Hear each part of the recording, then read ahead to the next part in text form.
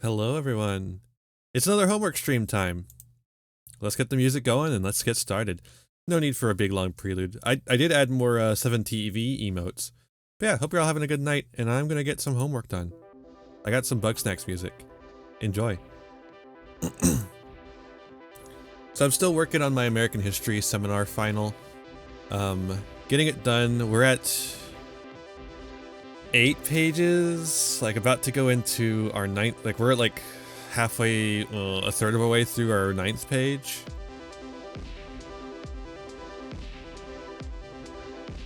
So, yeah, just gonna get started. Let's see, what section do I want to work on right now?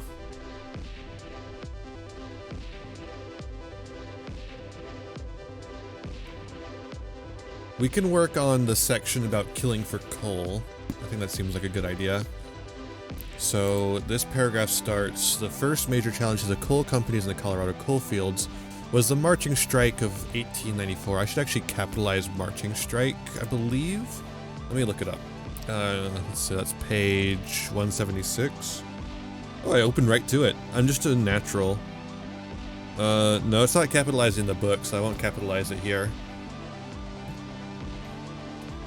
And that's led by the newly formed United Mine Workers of America.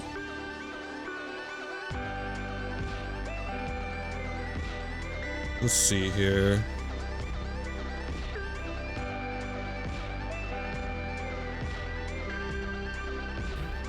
This worked pretty well last time, so I want to see how much I can get done tonight.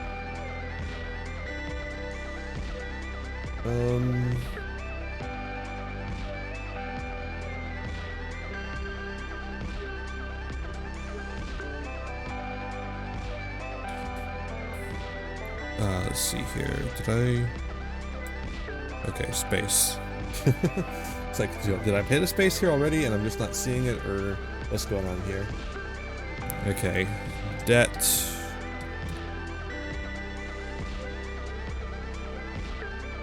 Reduce wages. The backspace key on this keyboard is just like a little, it's like unsensitive. You have to like really slam it to get it to go, but once you get it to go, it works.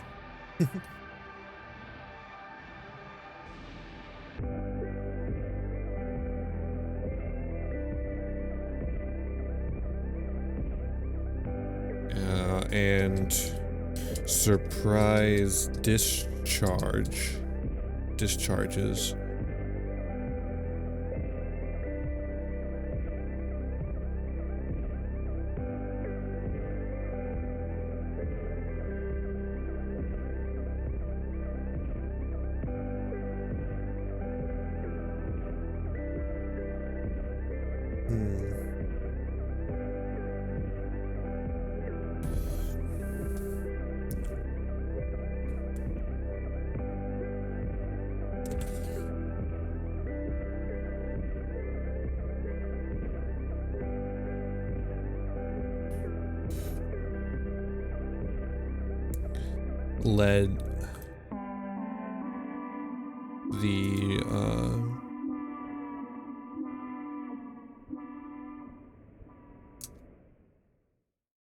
Led the silver industry, I guess? Yeah, I think it's the silver industry here. Led the silver industry to go on strike.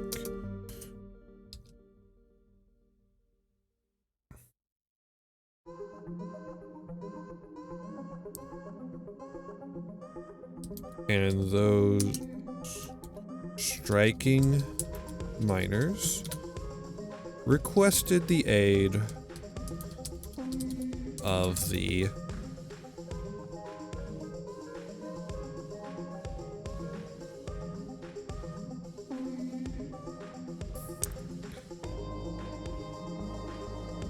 I should say Colorado silver industry. Colorado, because we're talking about Colorado here. Requested the aid of the Colorado colliers. That's what you call a coal miner, by the way, collier. It's a fancy word.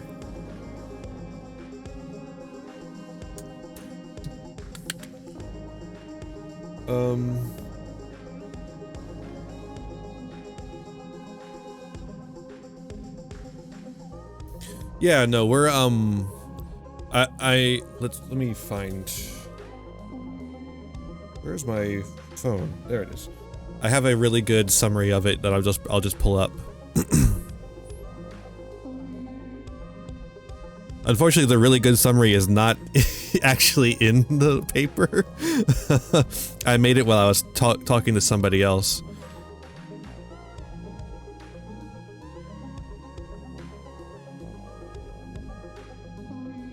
Let me find it. I'm finding it. Let's find it.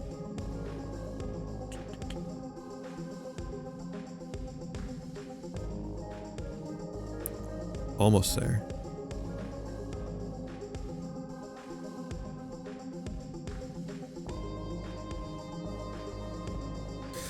Here we go. It's about the ways in which people and groups in America build coalitions to enact political goals, focusing mainly on the people who fight back against oppression, but also looking at the way whiteness is a coalition that constantly adds to its numbers to maintain white supremacy. So that's like the pitch. If I was writing an abstract, that would be like the first sentence or so. I'm using as like part of this, I'm using 6 of the 13 books that we read over the course of this semester. This is history. I'm a history master's student, so this is for my master's degree. So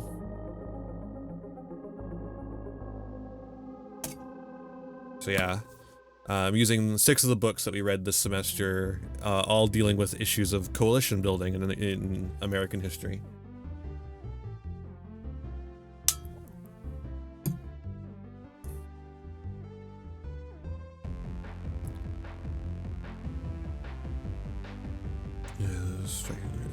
Colorado Colliers.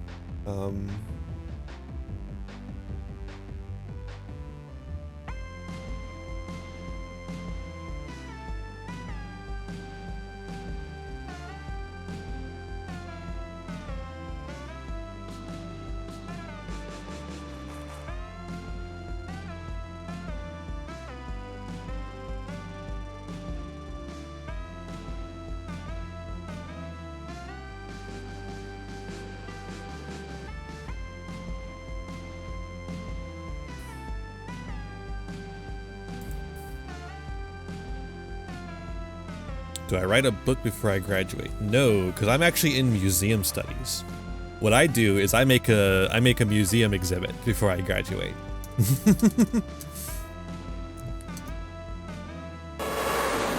Hi, Aurora Insanity. Thank you for the raid. Hi, Beck. Hello, everyone. Hi, Ayuno.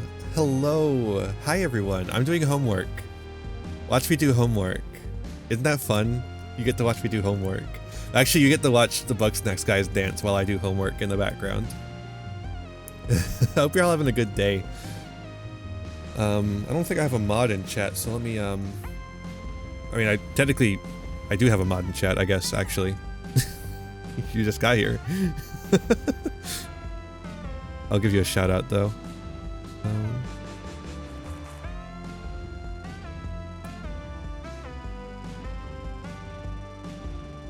Aurora Insanity. There we go. King of the castle. Nice.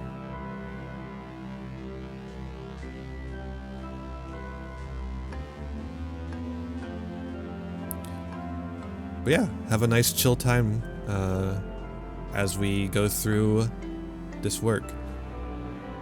So it's not actually the Colorado silver mines.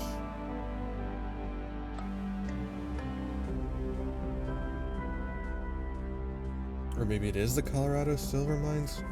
Oh, this is confusing. Oh god.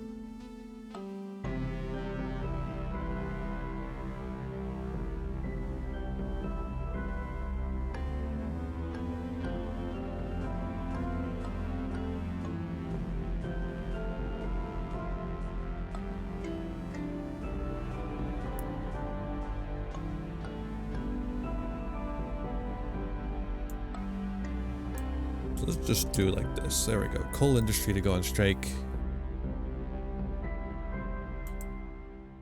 Coal industry of many other states. There we go. To go on strike. And those striking miners requested the aid of the Colorado colliers. Alright, perfect.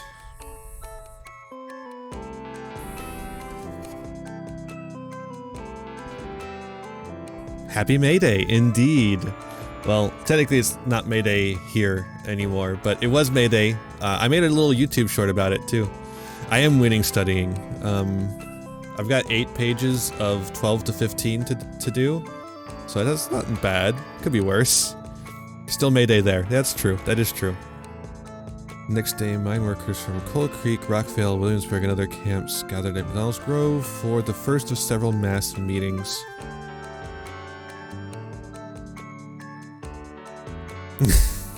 That's true. I should say colliers then.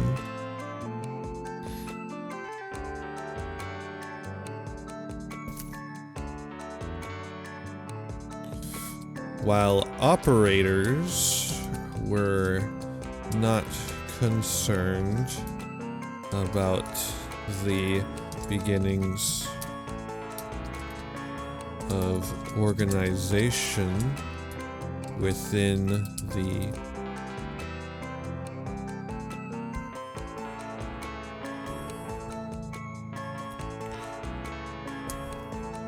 coal mines,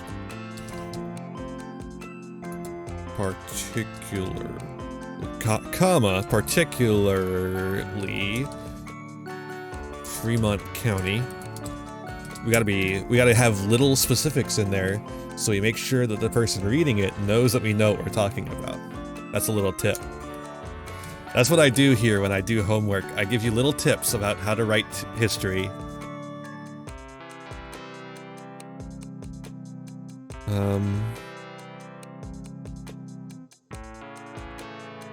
Let's see here.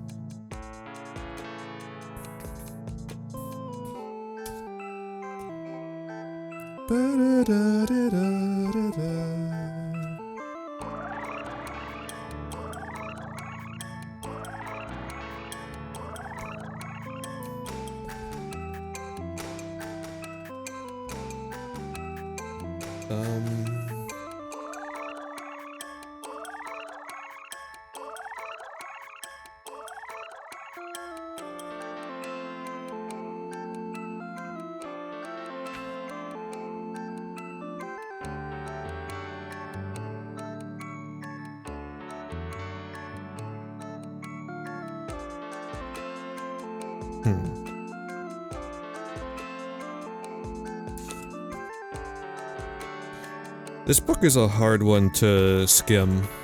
I read it before, but I read this several months ago, and now I'm having to reference it again. And so I've just like forgotten all the fine details. So I've got to like skim it again to figure out what's going on. And the book is making it difficult for me. I don't even need to like really, this is like not important to the main point of the book, so I don't need to spend a whole lot of time on it either. So I need to like just hurry it along. Like when a kid is moving too slow, you just kind of give them a little push.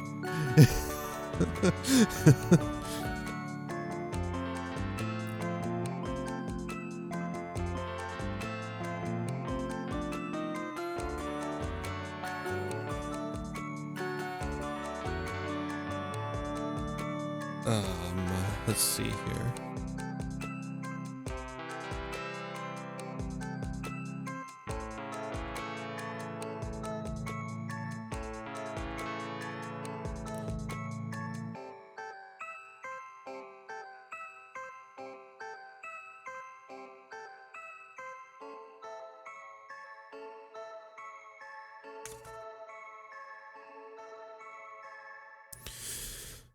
While operators were not concerned about the beginnings of organization within the coal mines, particularly Fremont County,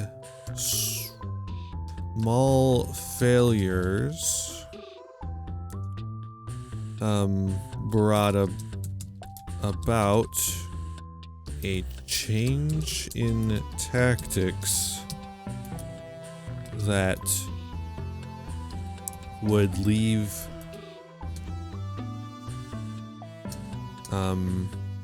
coal companies quaking. Let's try spelling that correctly this time. There we go. Coal companies quaking. That's a real nice one. That's a nice phrase there. You may not know this about history, but when you write history, you have to make your sentences appealing, just like you do when you're writing like a story. It just makes the reading easier, and that's the goal, is to educate. And you can't educate if it's hard to read.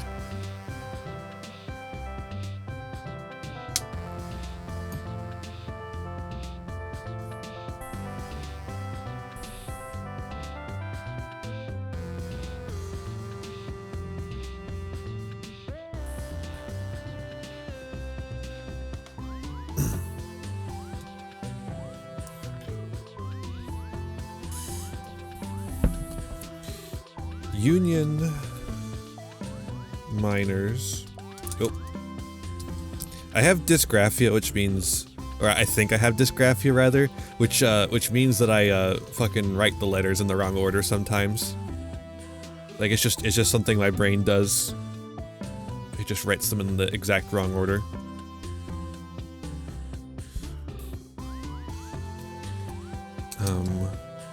Abandoned. Yeah, so instead of miners there, I wrote Mioners.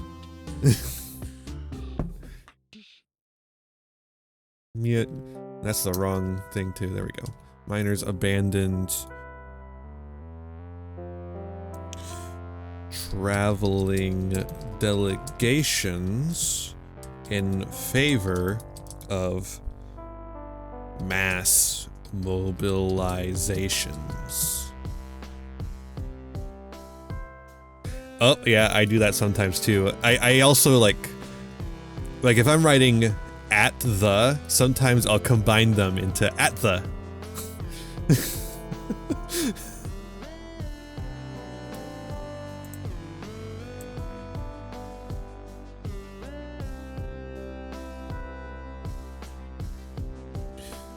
Into mass mobilizations, comma,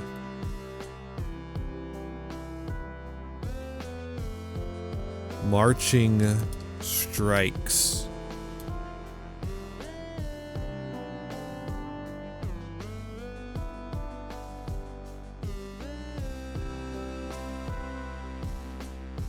Of marching strikes of armed miners.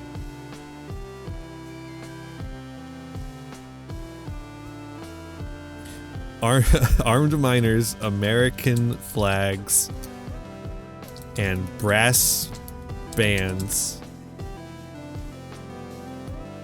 moving town to town to recruit more strikers.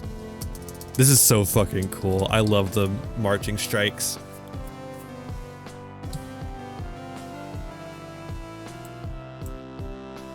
Let's drop a little footnote here.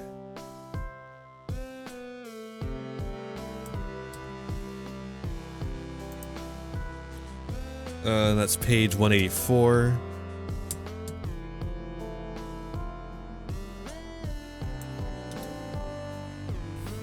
Alright. Now we need to like skip basically all of the actual detailed history of it.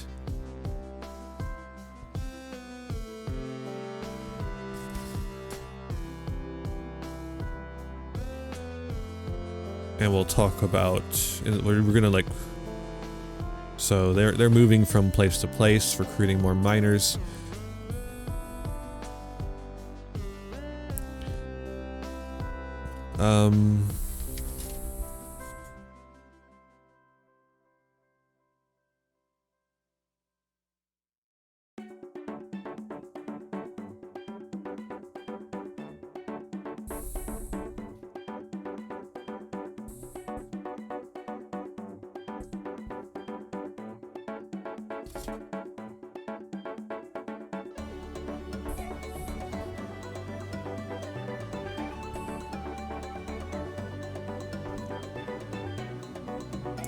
Okay, yeah, here we go. While this movement stalled out,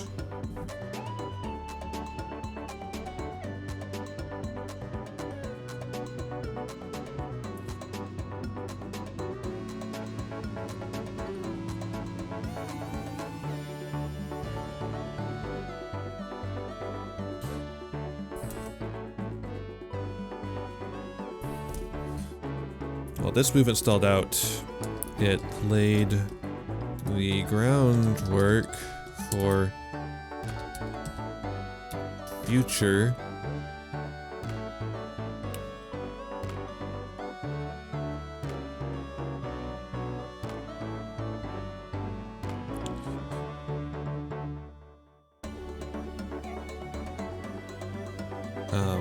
future strikes, and also scared the companies into moving forward with their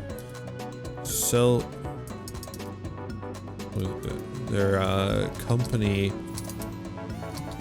town projects, which would eventually inspire the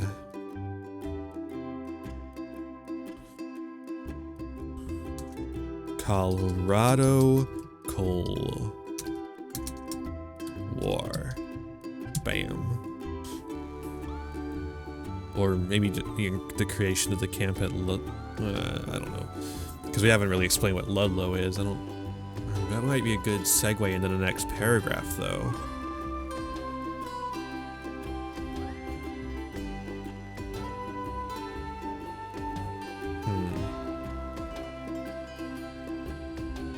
That's a tough one. I could really go either way on that. I could see it either way.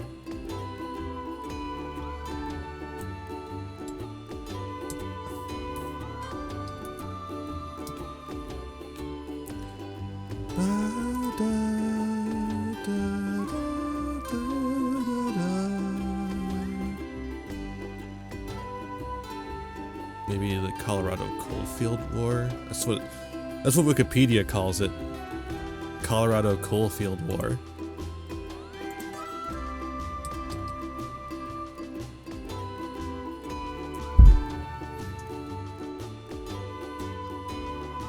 Sure.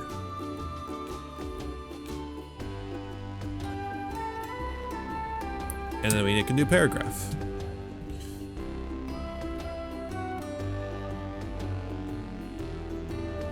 I think this is probably the last paragraph of this section about the Colorado Coal Wars. I don't really see a need to continue on this section much longer. It's already pretty long.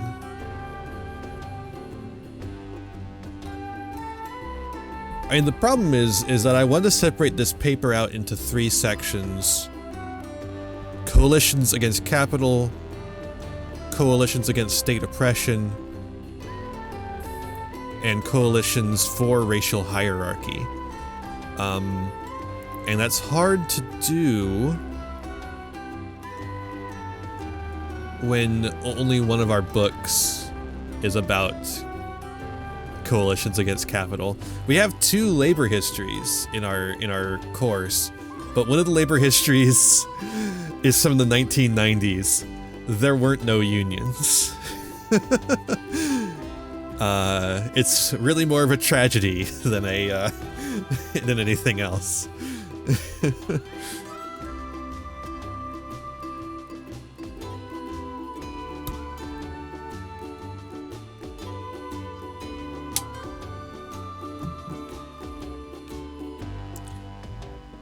Honestly, if it wasn't for the fact that I have to use 6 of the books, I would have just written a paper comparing those 2 books to each other. There's so much to talk about comparing the Colorado Coalfield War to the Hamlet chicken fire. The 90s are a tragedy more than anything else. Yeah. The only good thing to come out of the 90s was me. Stupid.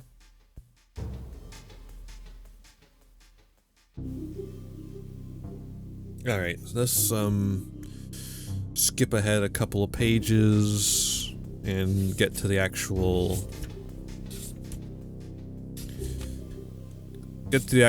Cold War.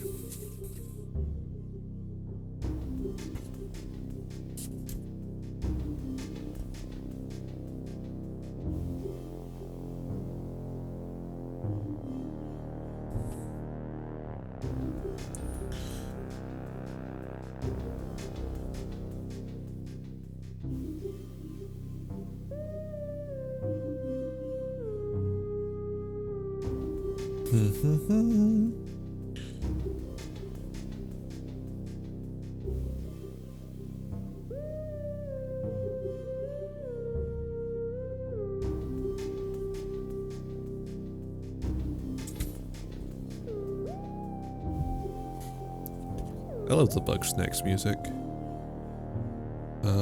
Prelude, the 1903-1904 strike. I think I'm gonna skip that. It's not really important for what I'm trying to write about.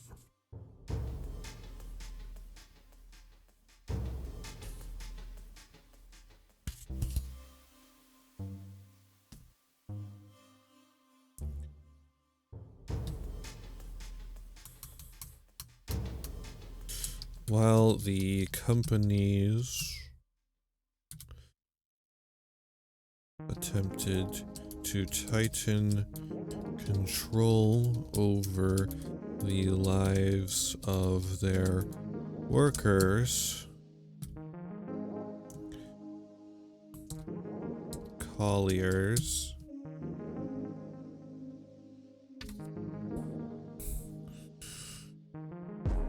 It's a pretty good starting.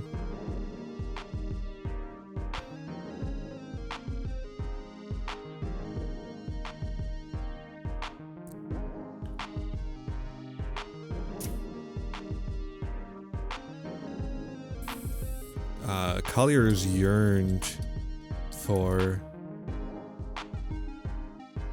the freedom they once had.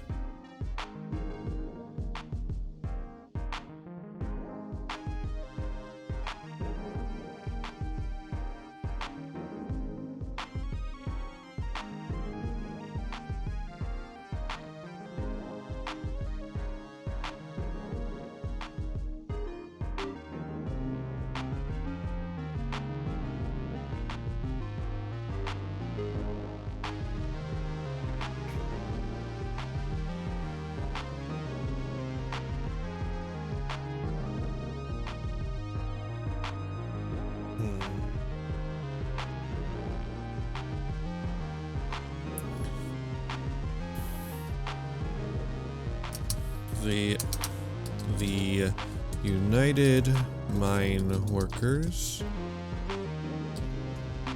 once again came to the coal fields of Colorado looking to organize.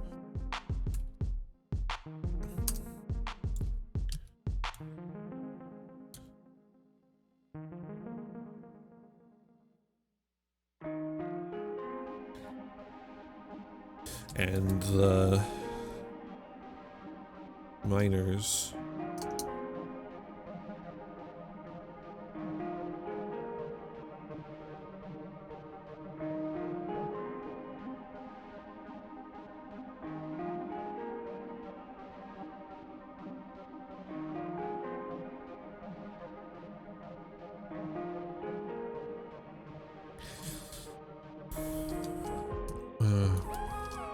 We're ready.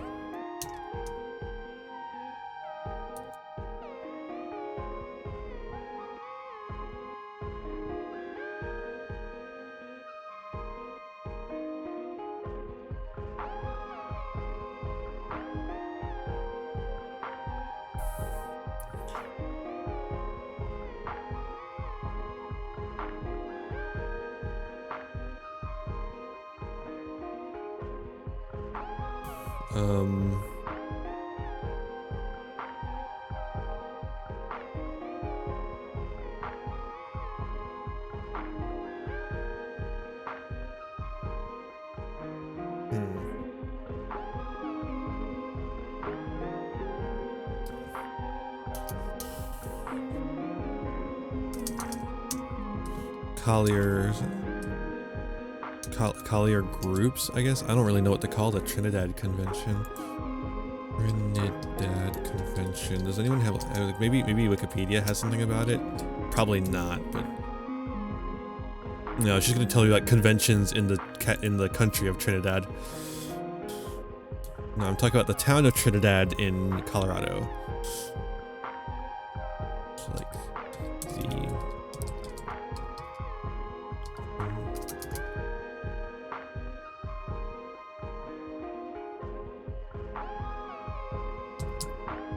voted to strike and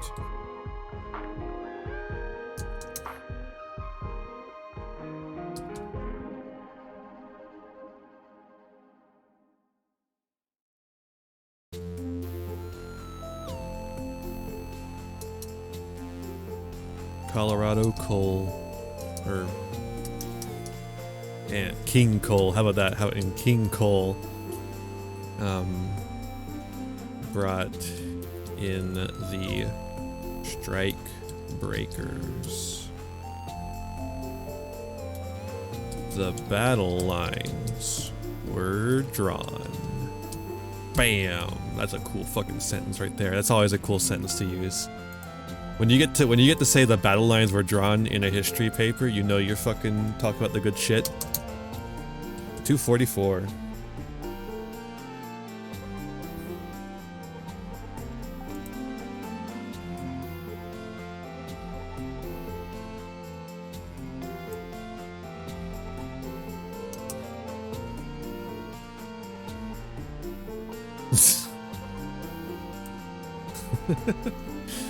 King Cole, not cold.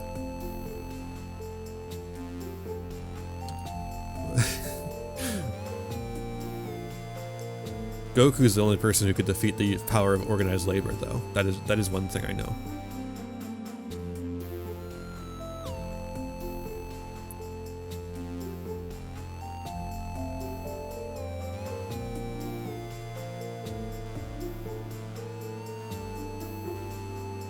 Actually, I'm gonna make it their strike-breaking forces instead. That sounds a little better, I think.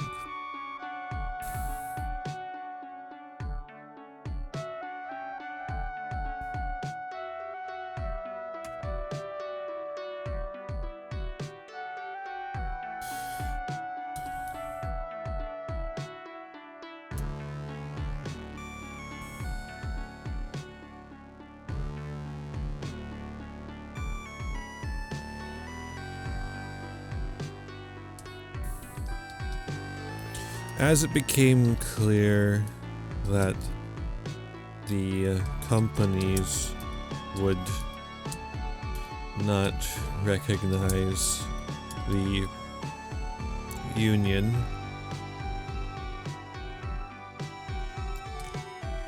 workers decided to leave the company towns en masse to form their own communities like that of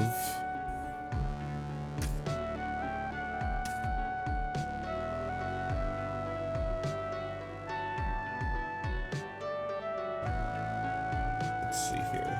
Ludlow.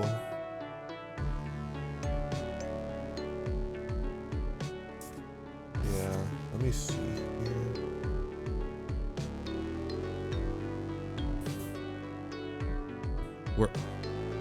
Workers and families, actually, decided to leave the company towns en masse to form their own communities, like that of Ludlow.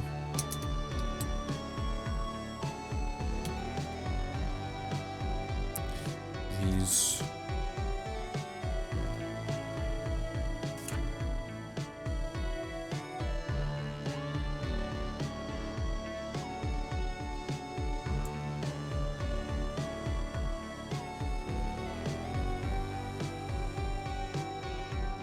It is due Wednesday, in fact, so I need to get it done.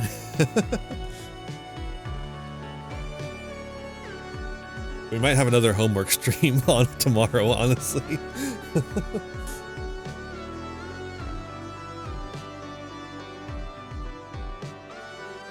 It's the last thing to do, so it's not that bad of a crunch, but yeah, we do gotta get it done.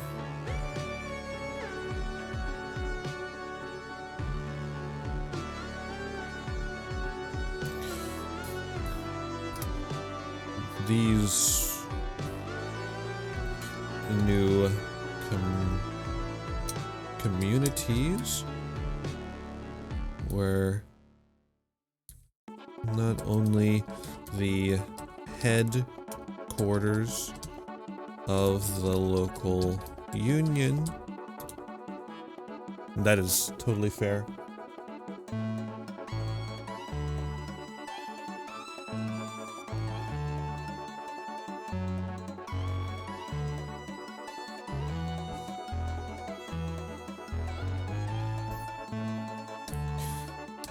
But also featured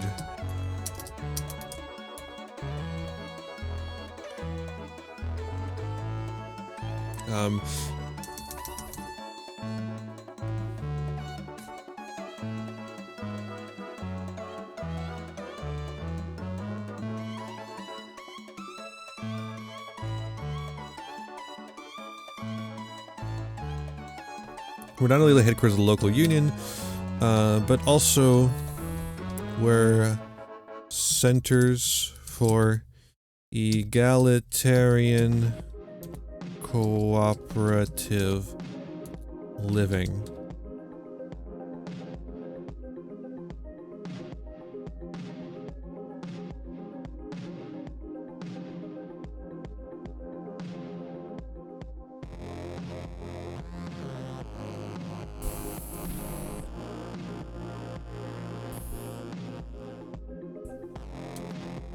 They also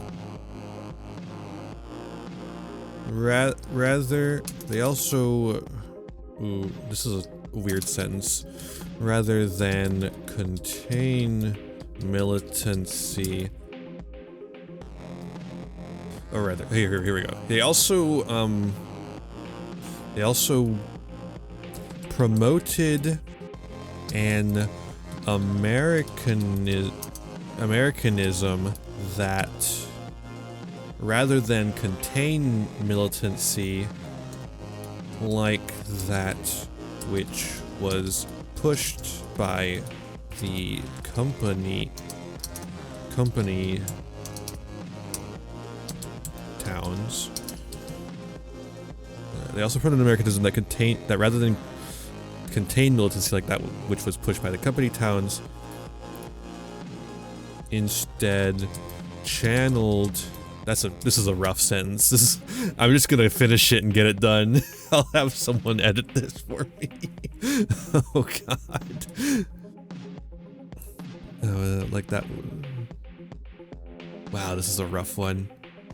They also promoted an Americanism that, rather than contain militancy like that which was pushed by the company towns, instead channeled that militancy into union activities.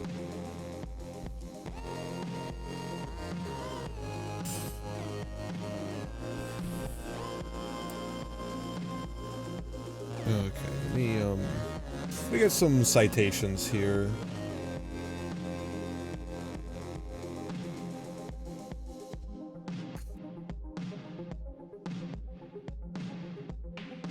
246. Mother Jones reference.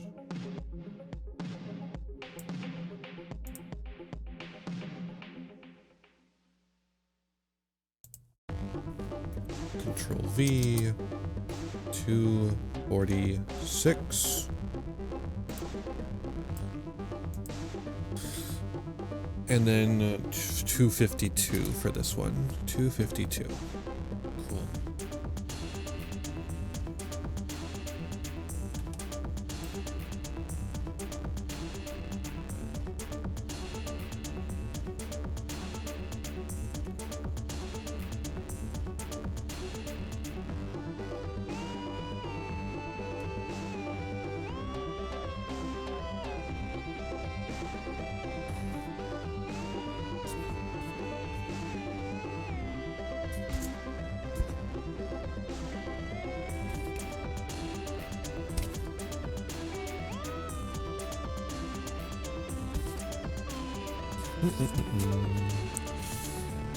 Now I gotta find the way we wrap up this paragraph, which is talking about the... Where is it? Where's the Ludlow massacre? Well...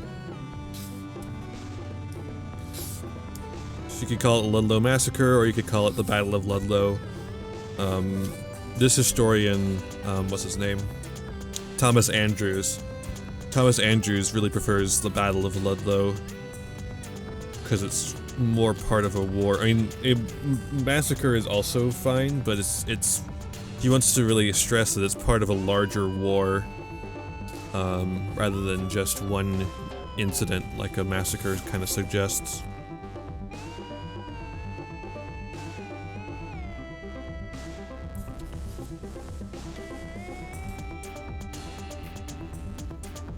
Where does that happen, though?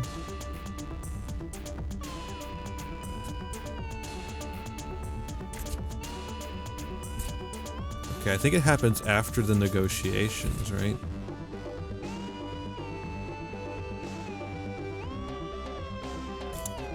Maybe?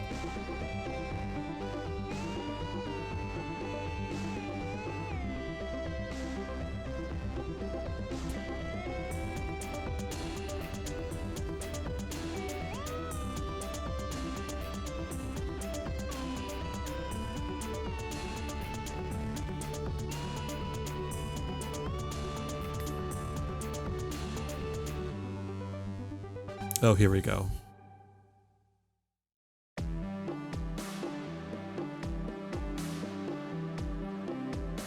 Yeah, here's the explanation of what Andrews thinks. The designation massacre would appear to refer to a horrible but finite act of violence, yet the fighting at Ludlow unleashed further fusillades of words and weapons. The flame of war which was lighted at Ludlow, a Rocky Mountain News editorial lamented, has not stopped there. A journalist, Clara Ruth Moser, reported from the coal fields 5 days after the outbreak of fighting in Ludlow. In this country, where the grim spirit of death stalks and prowls, there is nothing unbiased, nothing impartial.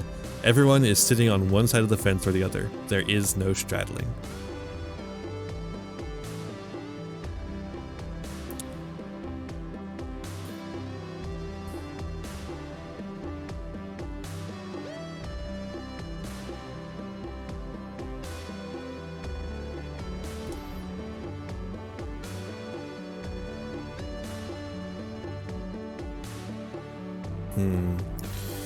So how do we get from where we're at to where we're going?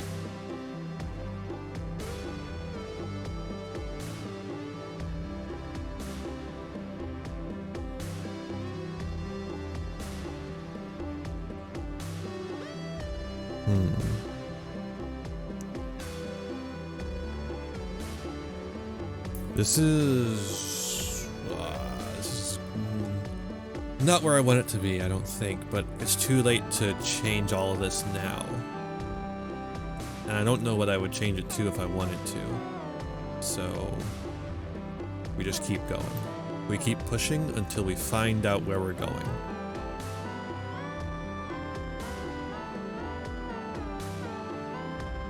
Oh, here we go. How about this?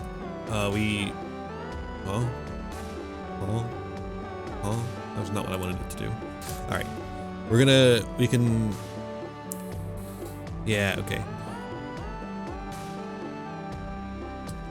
The coalition of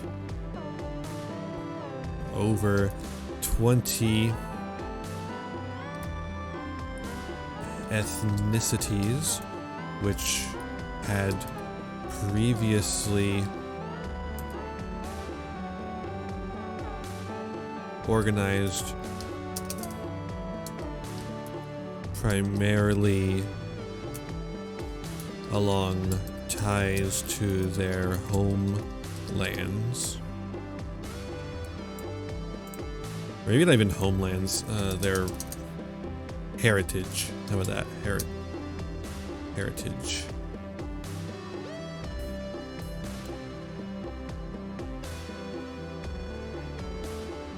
Became a powerful fighting force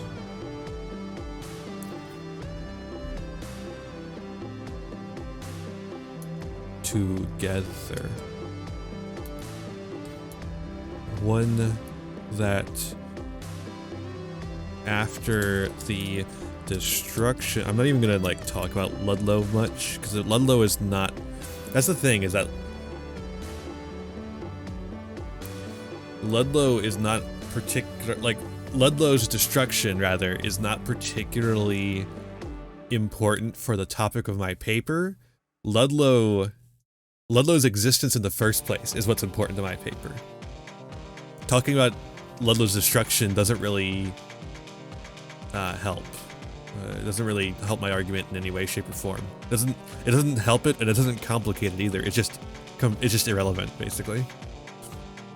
And after the destruction of Ludlow, would go on to fight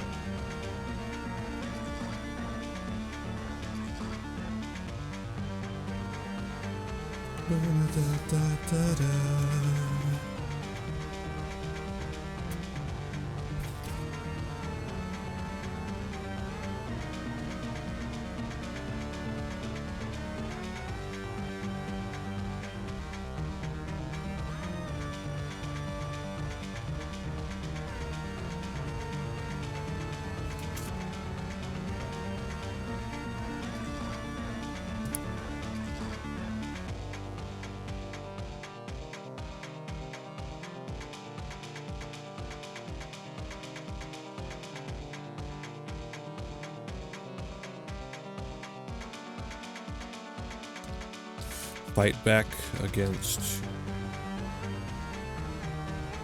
companies militarily.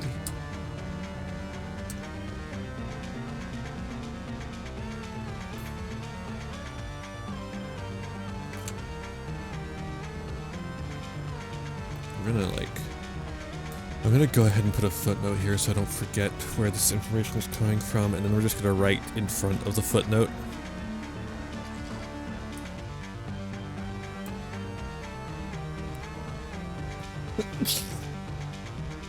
Or maybe we're gonna, actually I think that's probably the end of the sentence there. The sentence is pretty long. We don't really want to continue it much further.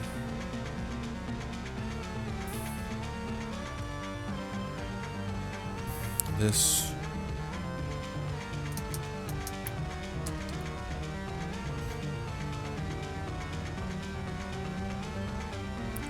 the Union was able to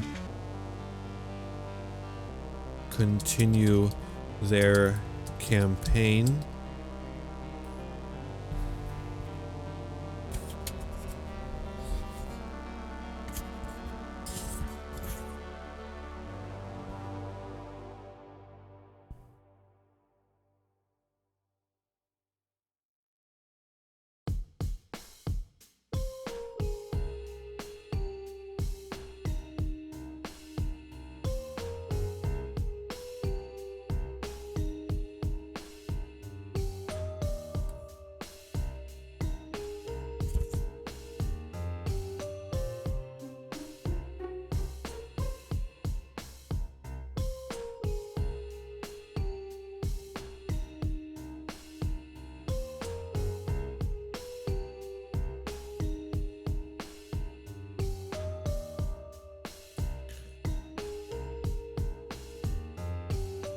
able to continue their campaign even against the wishes of more moderate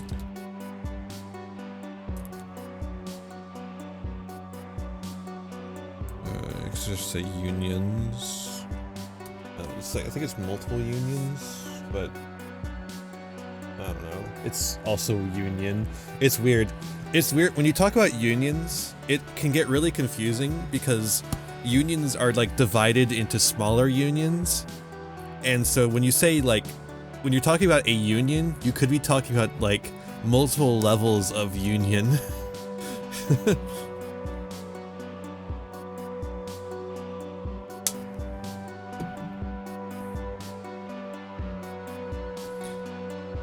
Like, are you talking about the chapter? Are you talking about the state chapter? Are you talking about the the national chapter? Like the national union? Like, what do you talk? Which one are you talking about?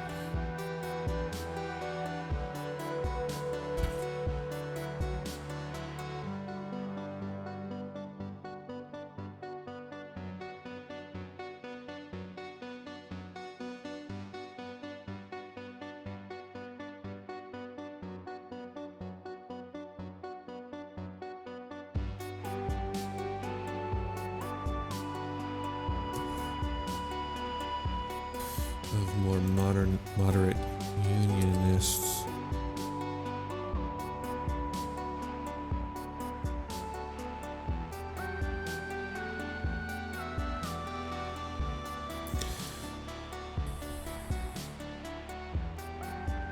Actually, maybe the union is able to continue their campaign against the wishes of the more moderate unionists, but with the aid of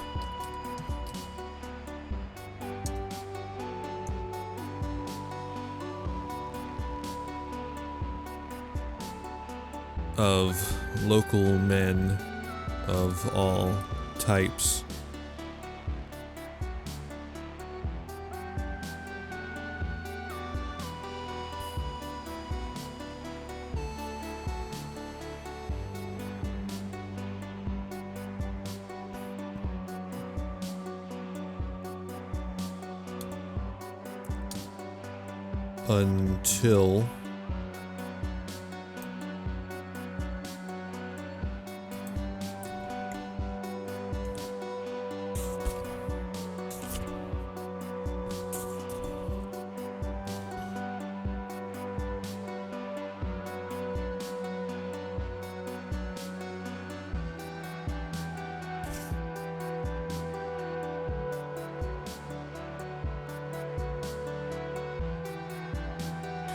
Until federal troops sent by President Wilson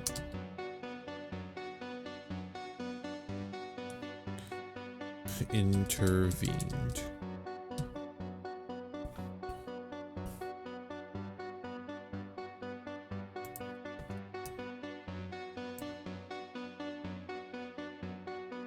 I don't want to put too many citations in. That's like a thing, is sometimes you have too many citations and it looks like you're trying to like cheat the page count. You gotta be careful about that. But this is like a separate statement that probably does need to be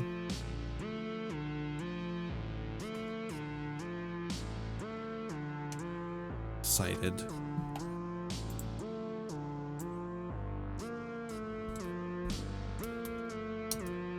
$282. Oop, that says 1282. It does not have that many pages. It's not that big a book.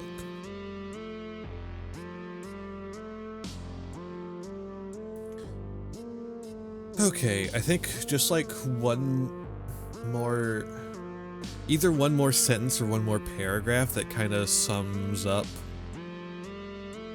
what this has to do with our premise.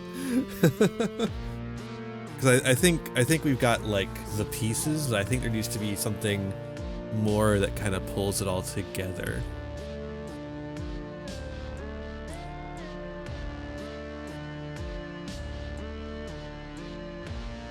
How many paragraphs are we at in this section? Wow, there's a lot actually. It's a big section.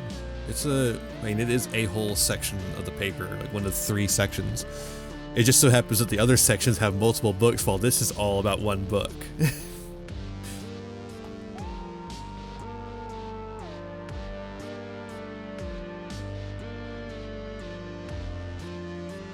We're like almost done with page 10 now too, which means we have 2 to 5 pages until we're done. Like, I'll tell you though, we're probably gonna go over 12 pages because I'm not even done with some of these sections about certain books. Well, probably should stop talking about it and actually get to it. Talking it out is helpful though, because it makes me think about where I want the paper to go.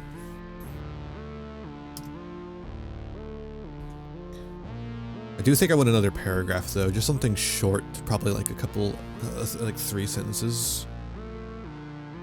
This is the bare minimum for a paragraph.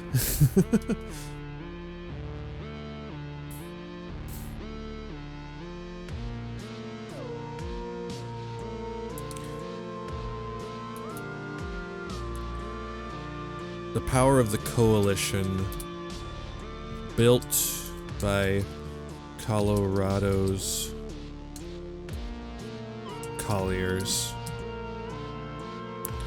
made not only the operators take notice of their collective power, but even the United States government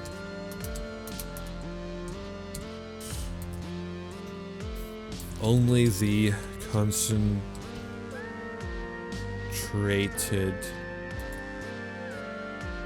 Oh, I missed a Z up there. There we go. Only the concentrated threat, because they didn't. The National Guard, or not National Guard. It wasn't actually the National Guard. National Guard was already there. The actual U.S. Army is sent in. And the reason the U.S. Army doesn't, the U.S. Army doesn't actually fight the colliers. They just are sent there, and then by the time they get there, everyone's stopped. Because in fact, when it was announced that the U.S. Army was going to be sent into the coal fields, the coal workers were like, okay, we got to destroy as much shit as possible before they get here, because we cannot fight a war against the U.S. Army. So we got to destroy as much as possible before that happens. So they actually go into overdrive, or a little bit before, and then they completely stop. Only the concentrated threat of, or actually only the here we go. Here. Only the threat of concentrated state violence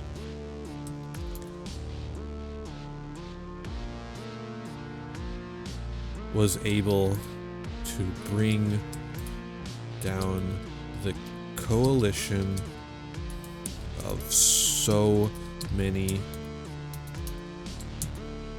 downtrodden miners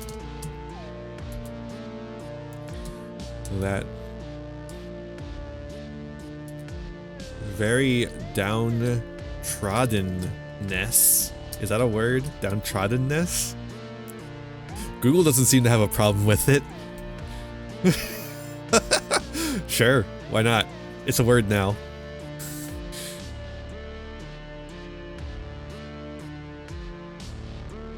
Was what helped bring...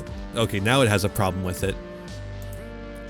Here, how about we downtroddenness? Yo, anyone, you got like a fucking synonym for this shit? Destitute, needy, oppression. That'll work. This very oppression. Here, we'll also change downtrodden to oppressed. I like that better anyways. Oppressed miners. That very oppression was what helped bring the coalition together.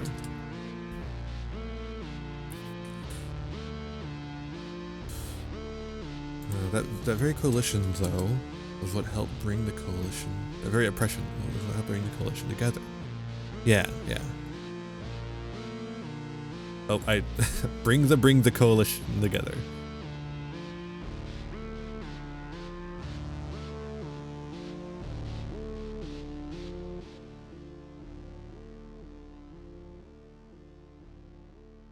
Together with their newfound American identity.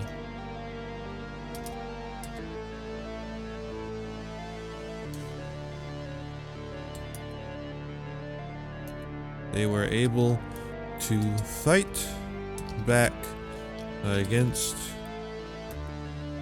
the companies, even if they couldn't manage to fight back against the full power of the United States government.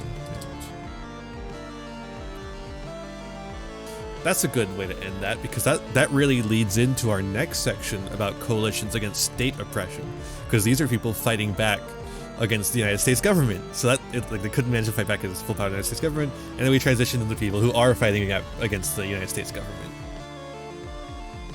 That's perfect. This actually worked out very well. Awesome. I love when a plan comes together. Okay, this book can go into my other pile now. The pile of ones I don't really need anymore. And we'll start on another book. Let's see, what do I want to work on? We already did... Is the music getting too loud? It's like, this section's a little louder. I don't think so. It looks like it's not too loud on my levels, but I don't know what you're hearing, so...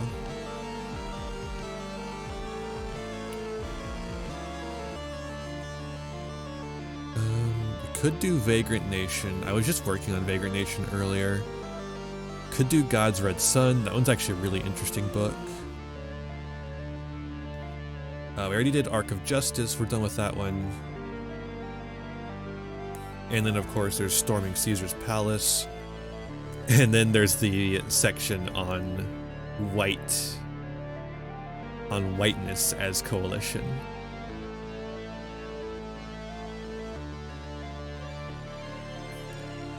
The section on whiteness as coalition is actually going to require several books.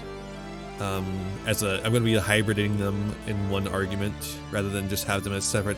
Because like the thing about these, I mean, technically this next section we're about to do is also working with several books in one argument, but more as separate case studies that all fit the same argument rather than like the way we're going to do it with whiteness. Because all the books we have that really hit the theme of whiteness as coalition are like grand case studies of America, so they have, you know, multiple eras at play, and I want to like tackle it in chronological order as best I can, rather than like and all the books that I'm doing in the coalitions against state oppression are like about specific eras themselves. So I can like just go, you know, I could take God's Red Sun, and that's specifically talking about the Ghost Dance. You know, the Ghost Dance religion and the making of modern America. That's what it's on the subtitle. Whiteness as coalition. What does that mean in this context? So, you weren't here when I read out the, I don't want to find it again. Anyways, so this paper is about coalitions and the ways that they form, the ways that they fall apart, and the ways that they interact with American politics. So we're talking like about the Colorado coal mines, where a bunch of different ethnic groups, which previously you see like Greeks and Italians will like band together for like strikes and stuff, but they won't work with each other like that. And you can, like, the coal companies will bring in Chinese immigrants and be like, there are strike breakers, and the union won't work with them because they're Chinese. And then, you know, we see as that changes in the Colorado coal mines. And, you know, we also see that with a bunch of other stuff, but with whiteness is really interesting, I think, for this project in specific, because, you know, the definition of who is white changes over time. So whiteness may not seem like a coalition, it is like, you know, one race, you know, but the way that the definition changes, it becomes a coalition. So like Benjamin Franklin, you know, is talking about how the Germans are fucking you know, shitty, and they're fucking not white, and they're not.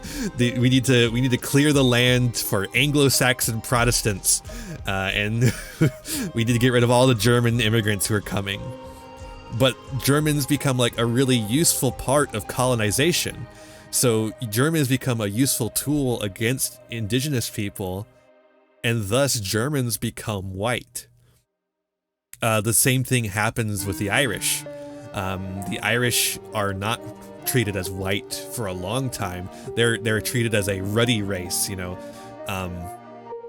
But then eventually they're brought into whiteness as a sledgehammer against people who are less white, quote unquote. So whiteness, in essence, this is like, so here's one of the like a big inspirational like thing that's been kind of driving this part of the project specifically, is I've heard, there was I don't remember where I first heard it, but there's this idea that whiteness is, rather than a culture, it is a culture eraser. It is a culture destroyer. You remove all culture that you originally had as your ethnicity and replace that with whiteness, which is like the chicken nuggets of culture. It's a mash of various European things that doesn't really mean anything in the grand scheme of things. But it's also a skin color, but it's also just a racial category used to create a society in which some people are placed above other people. Interestingly, you're starting to see this happen with Asian people, which sounds fucking weird, but there is a concentrated effort by some conservative people to basically bring Asianness into the fold of whiteness.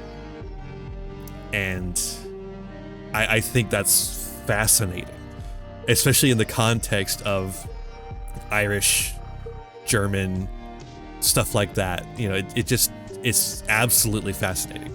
I mean, I think at this point it's, whiteness is, as a coalition, is a sinking ship, and I don't think people are too eager to hop on. But not all of them are that aware, you know, are that self-aware about it. I mean, you have people like Dinesh D'Souza, you know.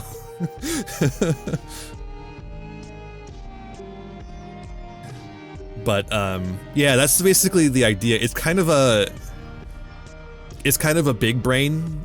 Whiteness as coalition is kind of a big brain thing, but it really works along with some of the books that I have along right here, like America for Americans. That's a good book by Erica Lee.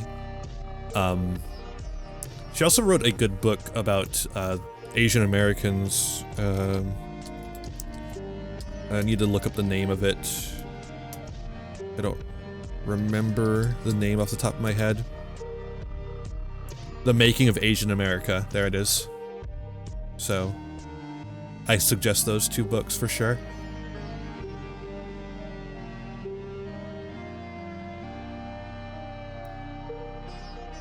But yeah, it's basically that section is gonna talk.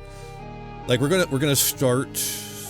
We might start with the Germans. I think I might actually just skip the section about the Germans because I don't think it's that important. I have like a little mention of it, and I think that's all it needs really. But I think we're gonna start with the way that the Union and Confederacy, really like the white Union soldiers, I should say, white Unionists and white Confederacy supporters, really joined forces immediately after the Civil War to reinforce whiteness. Despite the end of slavery. And the Spanish-American War is a really good way of examining this. As I put it here, the Spanish-American War formalized this white pact as Union and Confederate soldiers joined together in a colonial war against an old-school colonial empire.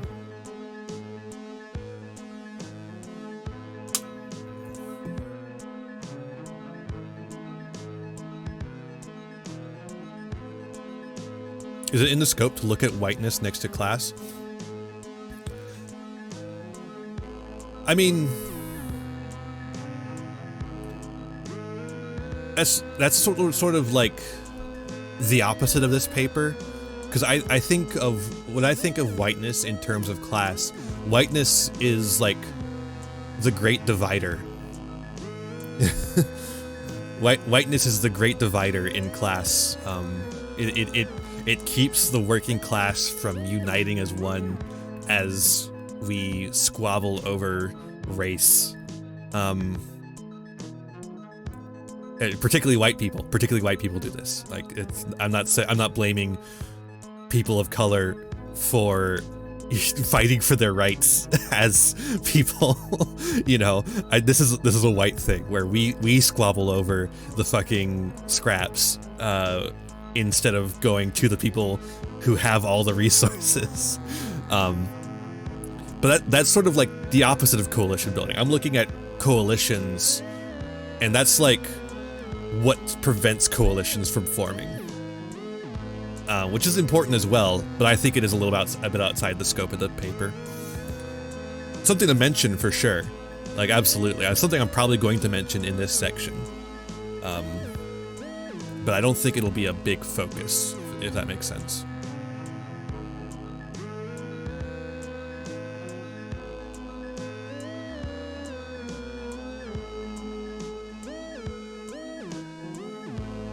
I'm gonna go with God's Red Sun. I think that's the next one we're gonna work on. God's Red Sun's a really interesting book. This one's a really neat one. I definitely highly recommend this book. It's about the Ghost Dance religion, and about its formations, the context that it exists in, and why white people got so upset about the Ghost Dance religion. Very fascinating book.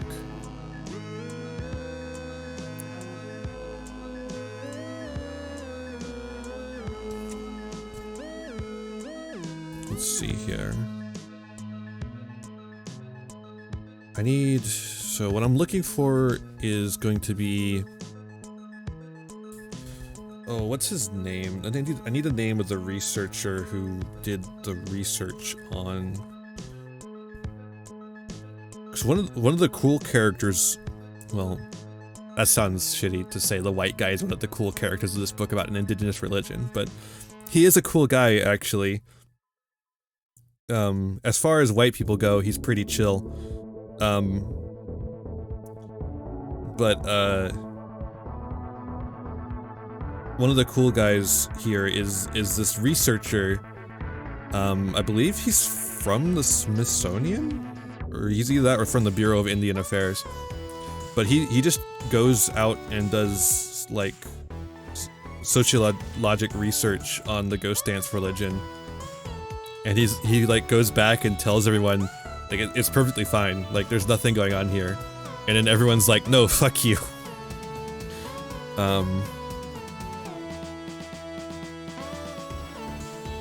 Let's see here. He's in this book a lot, though, so it shouldn't be hard to find him in the index, I don't think.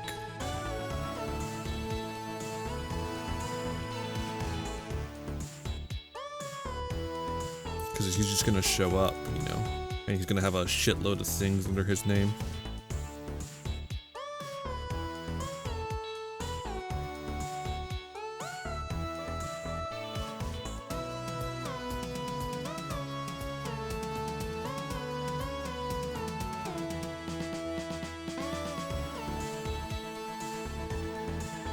There's Short Bull,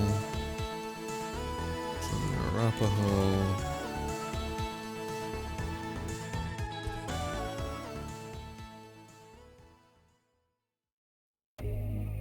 Ah, fuck, I didn't find him. Wait, is that it? James Mooney? That sounds right.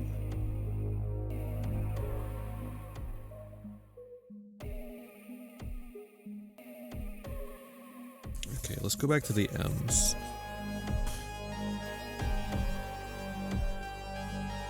There we go. James Mooney Jr.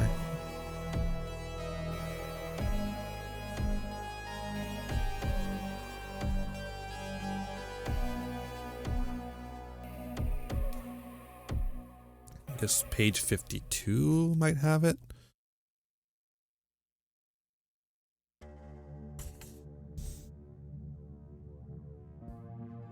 Yep, that's perfect. That's perfect for this sentence. Okay. Researcher named James Mooney was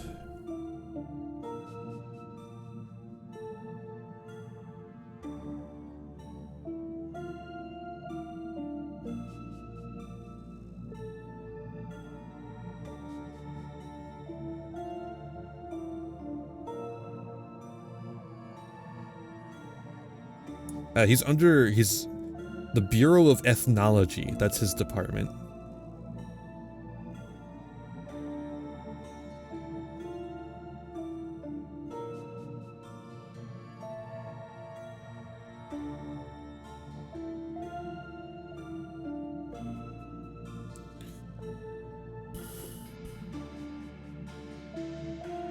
Although, I think wait, is he sent after the Wounded Knee Massacre?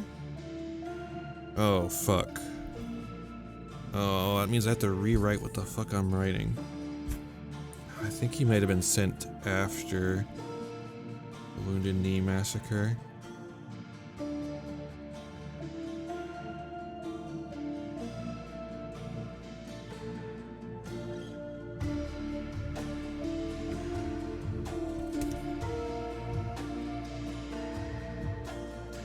When did it happen?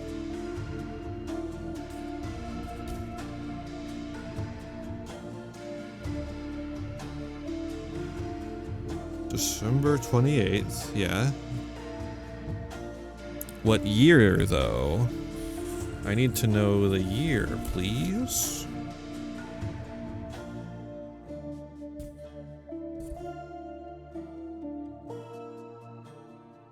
Alright, fuck this. We're just gonna look it up. Wounded Knee Massacre. There it is.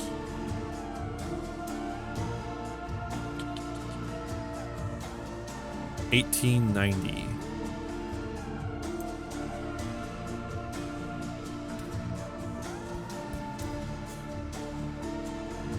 So when did Mooney start investigating?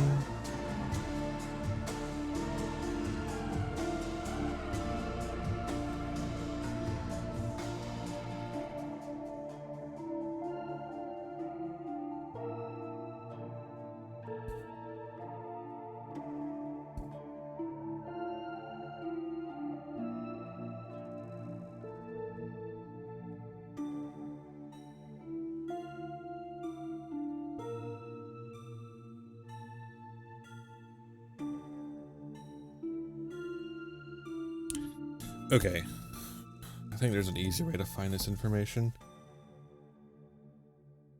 We're definitely going to talk about James Mooney though, because he's actually, you know, part of the coalition here.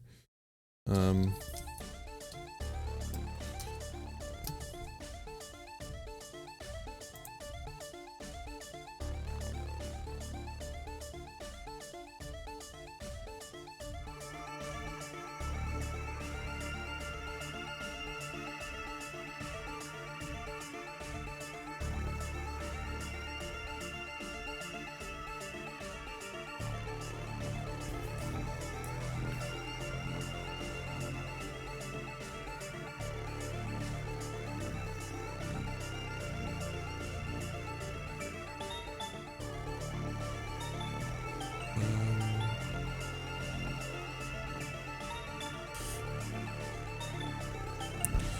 Okay. This might still work. I'm not really sure.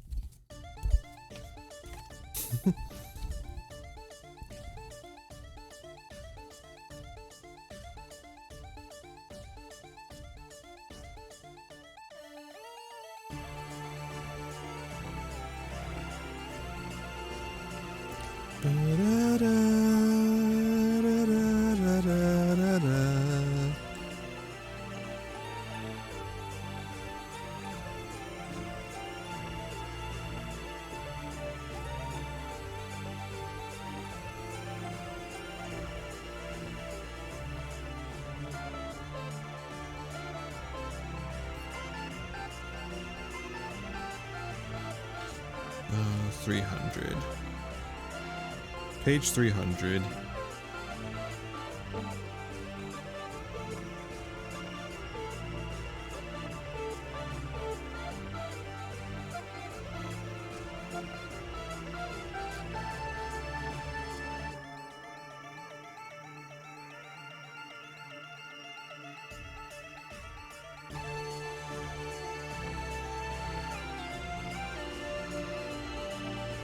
Okay, yeah, he does. Oh no, I'm gonna have to rewrite this section a little bit. To be fair, it's just one sentence, or not even a whole sentence, it's like half a sentence.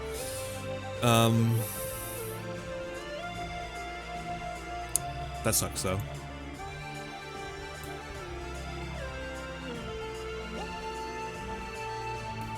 Okay, even though, well, I'll just delete that sentence. I'll make a new sentence later that involves James Mooney.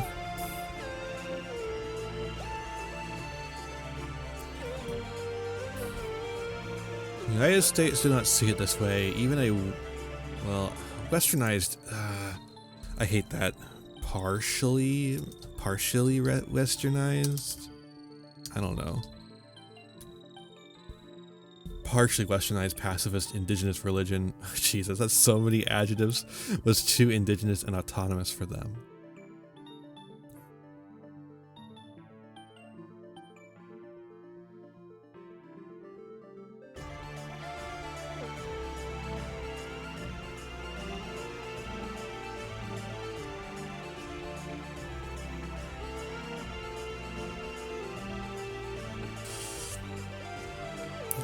Unfortunately, I think this might be the most tenuous one of all the ones I'm doing. So like the Ghost Dance is a pan-tribal religion.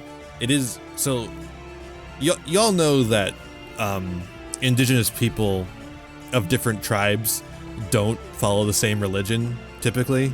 Like there might be some similarities between them, and sometimes they follow the same religion, but like for the most part, there's a lot of differences between most tribes' religions. You do know that, right? Just making sure we have that baseline established, and also that all the tribes are not culturally unified, and that often they don't even like at this point in time they didn't even see each other as like the same people.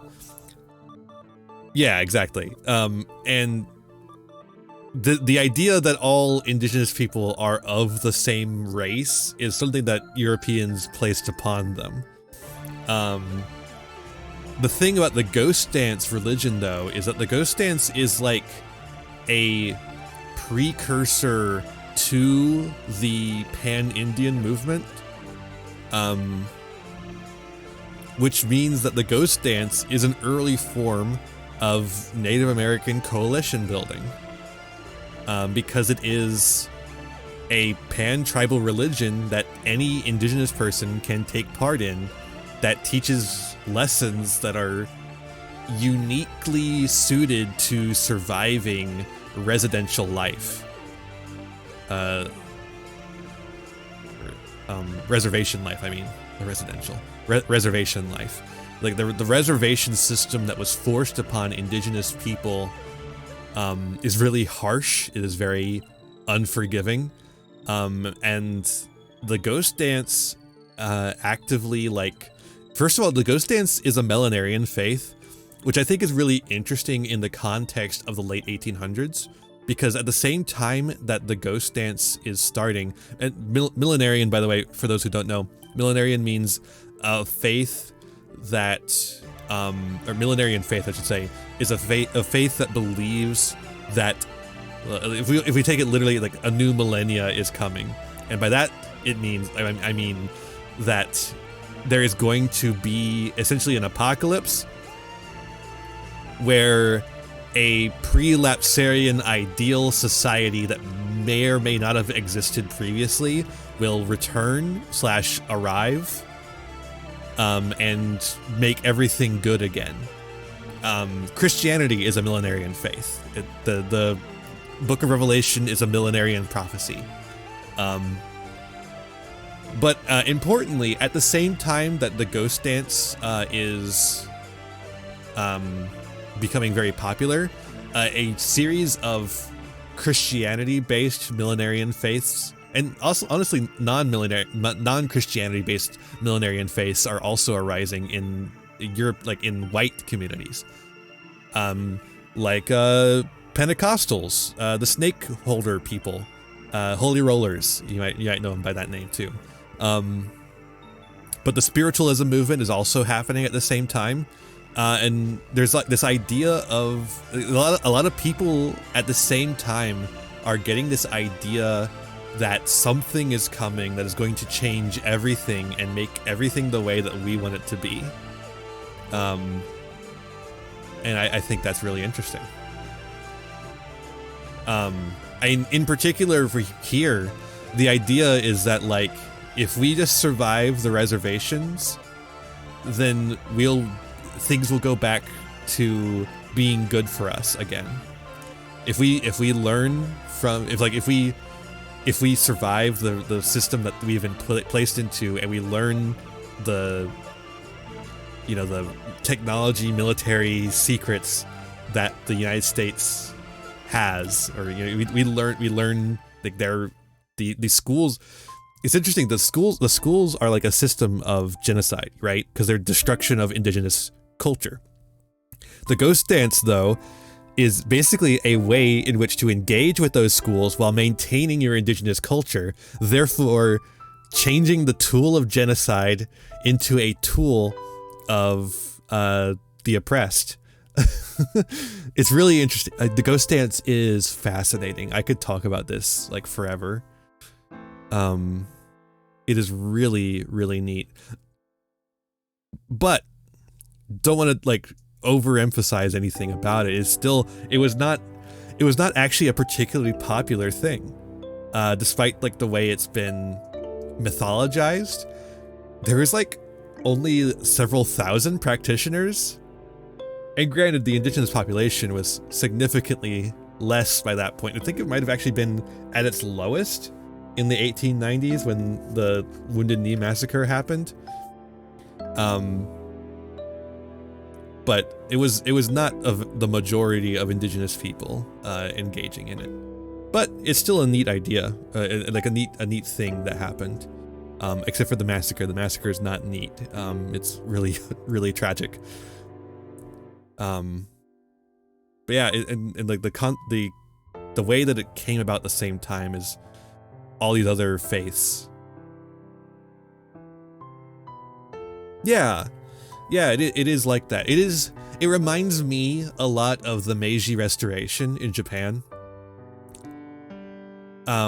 Except they're already colonized, you know, so it's like, it's even like a harder situation to be in. So you gotta have a fight for survival even.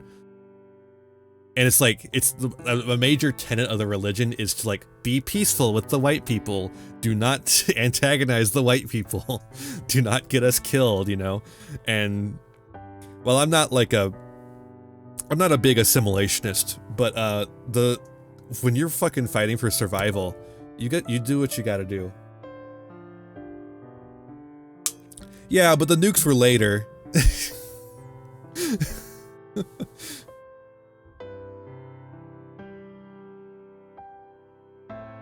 Alright, US did not see that way. Even a partially westernized pacifist indigenous religion was too indigenous and autonomous for them. Yeah, that's what I'm talking about. I'm talking about the black ships. yeah, Meiji Restoration is actually around the same time period. That's another weird coincidence, huh? I mean, it's not a coincidence, but because it's the same kind of pressures that are being placed upon both of them, in a way. So yeah.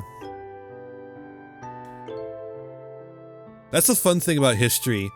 Nothing is a coincidence, but everything's a coincidence. It's crazy.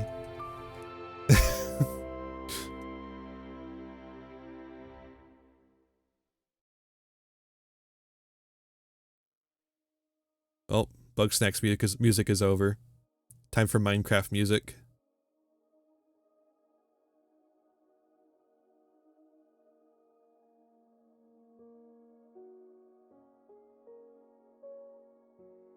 Alright, how do I want to go about this?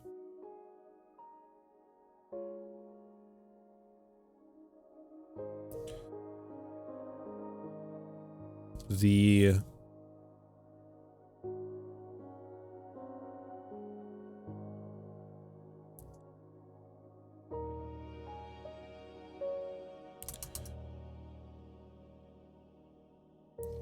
Americans that lived near ghost dancers. Is that, I think, does that need to be capitalized? I'm going to capitalize it. Just in case. Live near ghost dancers grew increasingly uncomfortable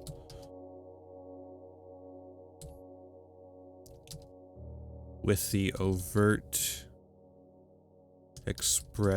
expressions of indigeneity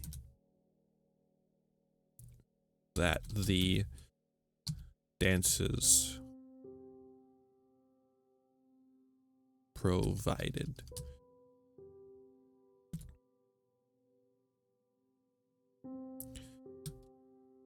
Military officials, many still bitter from the Indian Wars or seeking new wars to prove themselves like their predecessors. That's the real fucked up part.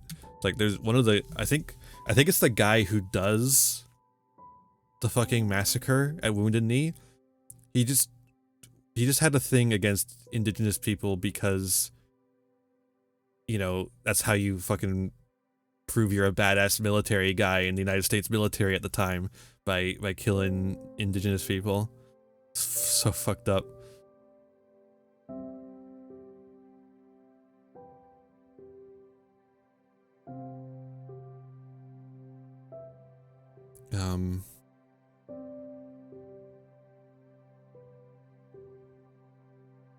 We're quick to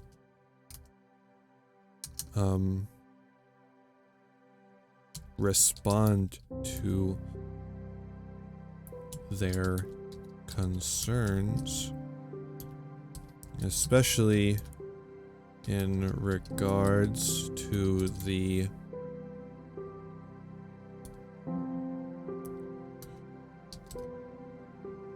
militant Lakota.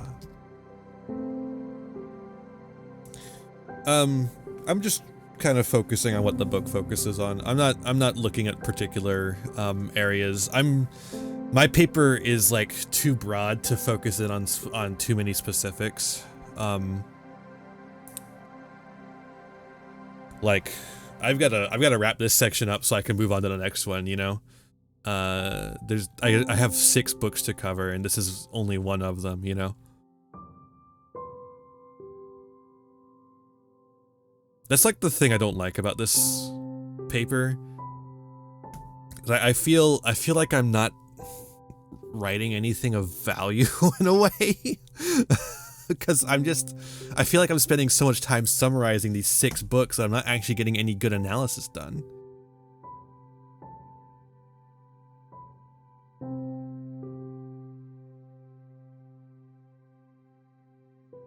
So I'm trying to only summarize them, like summarize the pieces that are necessary to understand the arguments that I'm making.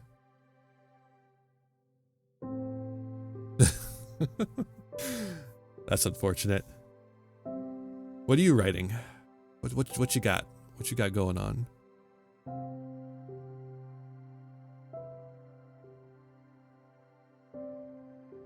Lakota, I should dancers.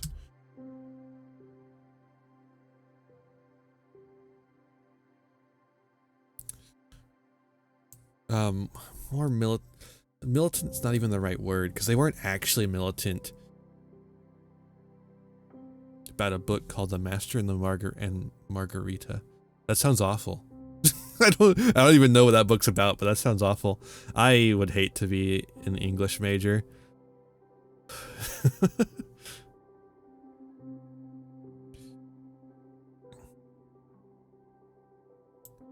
Oh, how about this? To the perceived more militant Lakota dancers.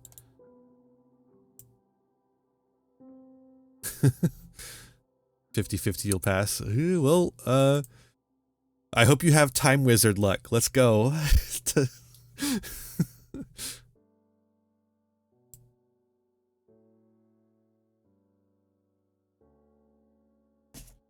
Maybe perceived militant instead of more militant.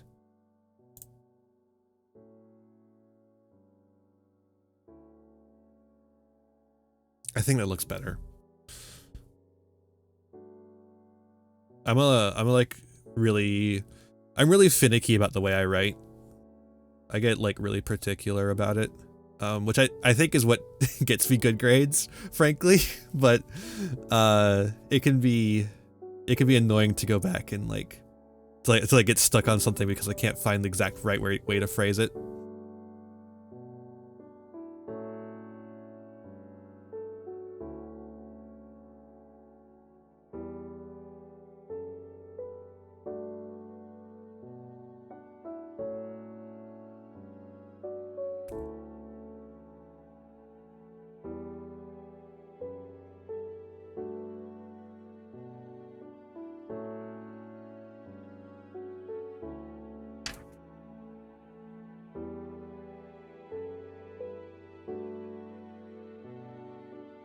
Oh no, he harbored a grudge. Okay, that's what it was. He harbored a grudge against Sitting Bull.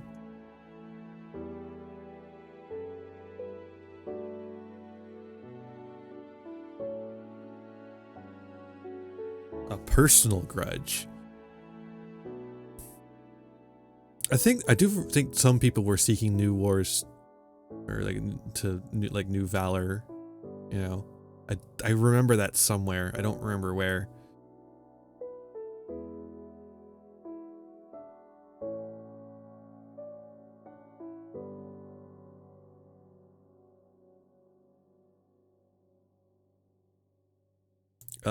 That needs a citation. I'll find it later. And that needs a citation for sure. Which I'll also find later.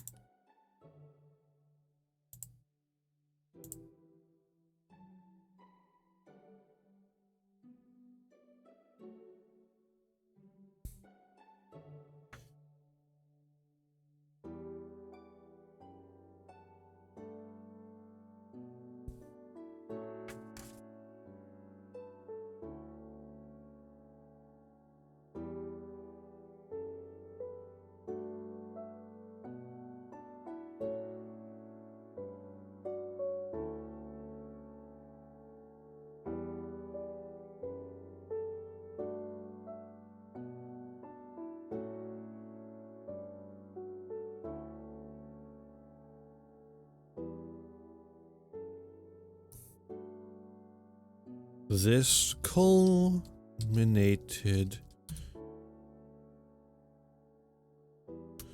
or how about this? Or no, this culminated in the arrest of, was it Sitting Bull or Short Bull? Sitting Bull.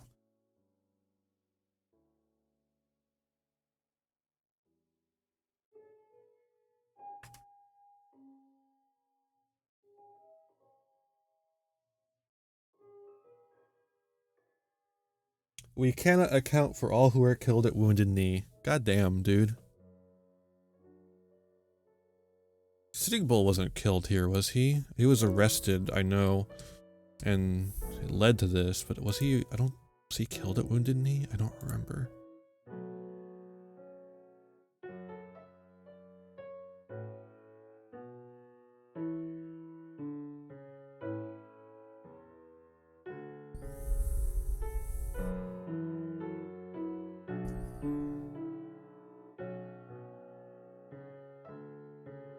Right, yeah, no, he was killed at fucking Wounded Knee. God damn.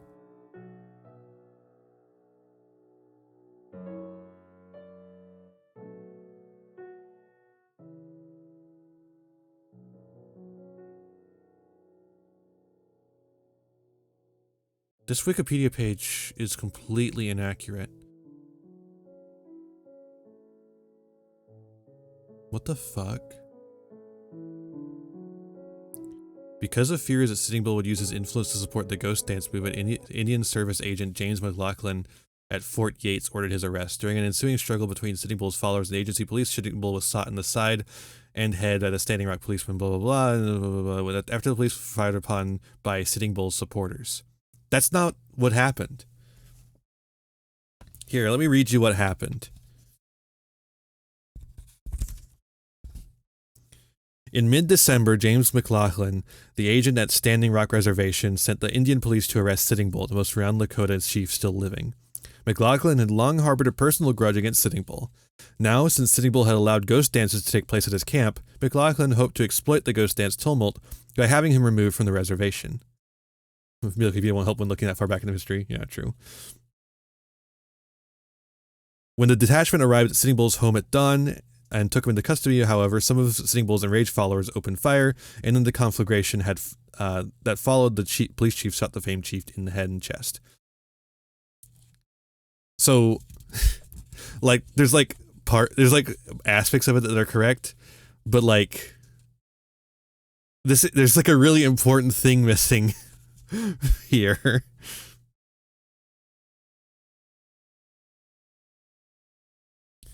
There's a really important thing missing here. I only go for go to Wikipedia to get dates. If I need a quick reference of a date, that's what I go to Wikipedia for. That's basically what I was looking for, just a quick reference of something I already basically knew. This is like just confirming. It's culminated in the let's go with failed arrest of Sitting Bull.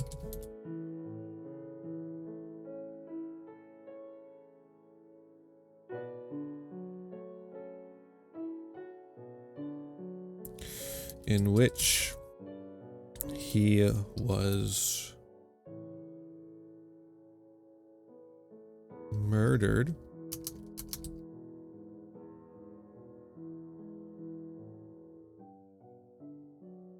yeah, it's probably too inflammatory. Killed, though. I could say killed.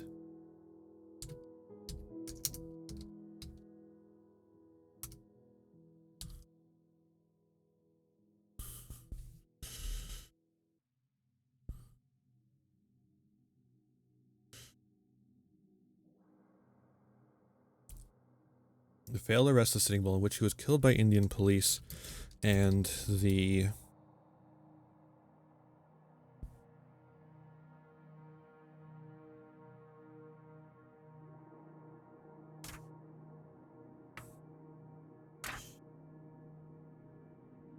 arrest, or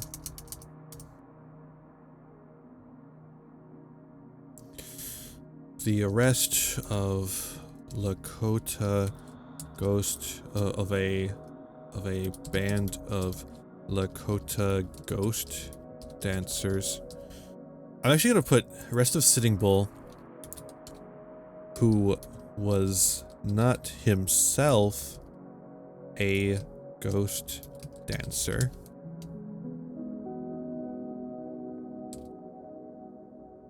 That's the fucked up thing, is that he isn't even actually a ghost dancer. He just, like, wasn't actively suppressing it. And that was enough for the guy to be like, aha, I can fucking get him now.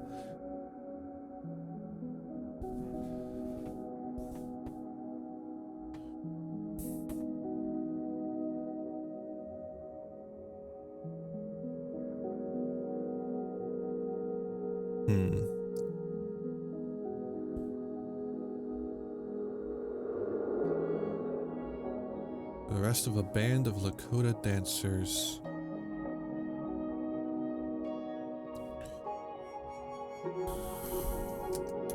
Which ended in the slaughter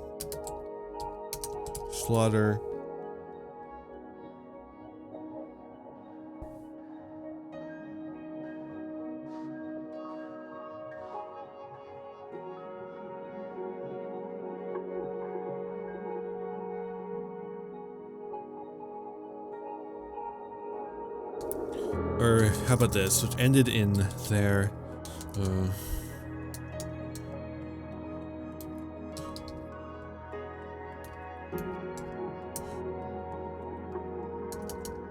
ended at Wounded Knee with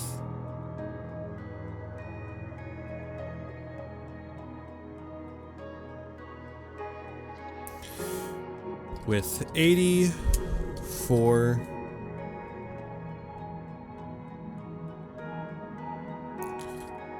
dead men, 44 dead women,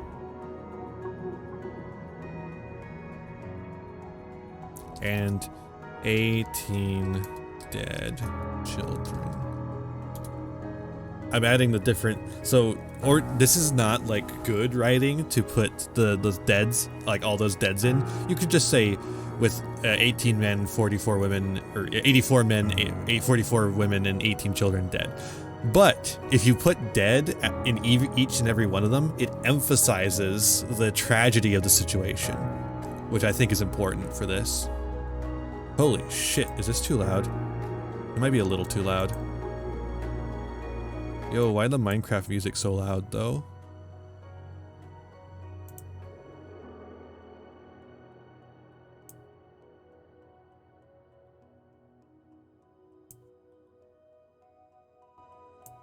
little bit louder than that. Yeah, okay, there we go. Perfect in between.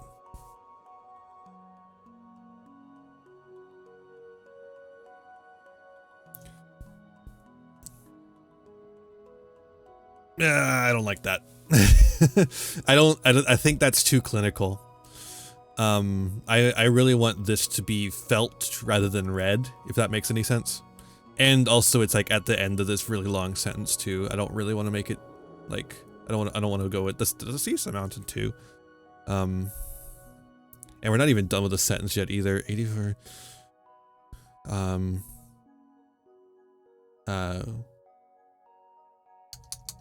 Left to freeze in the open Dakota sky. That's fair. I think that kind of writing doesn't work as well for history. When you get too clinical, people's brains shut off and they stop actually listening to what you're saying. It must be to correct sky to sky with an E at the end.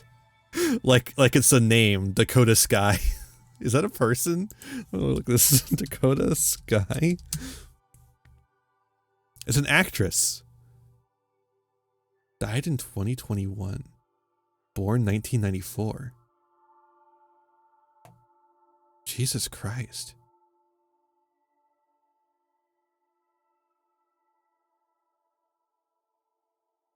Okay. Anyways. Enough of that. That was sad.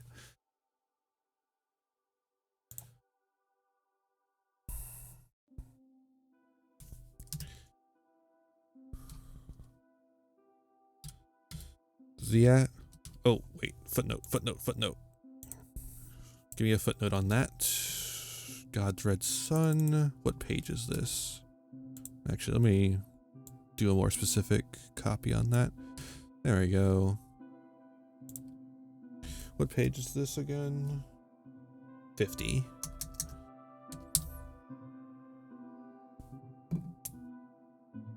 How much water do I have left? Alright, chat. I'm not even gonna go to the BRB screen. I'm just gonna let the Minecraft music keep playing. I'm just gonna go get water really quick. I'll be right back.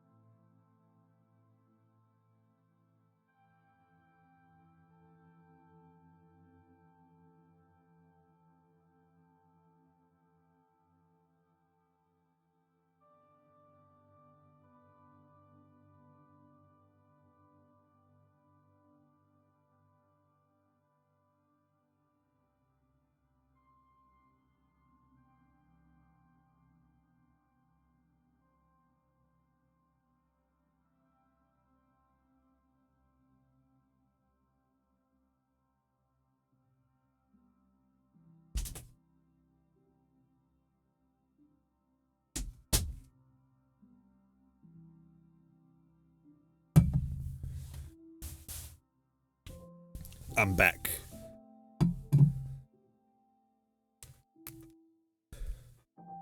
Back in the saddle again. The aftermath of the Wounded Knee Massacre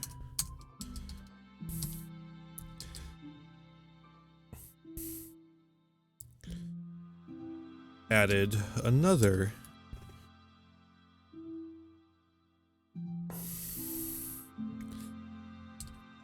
person to the ghost The coalition that the ghost dance had built.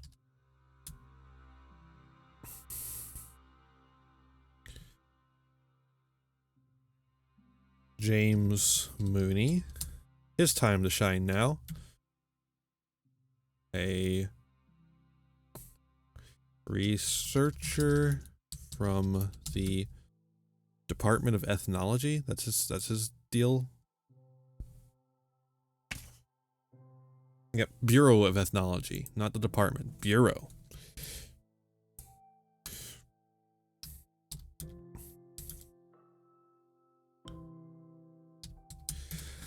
James Mooney is really interesting because he actually is like a forerunner to a lot of museum science.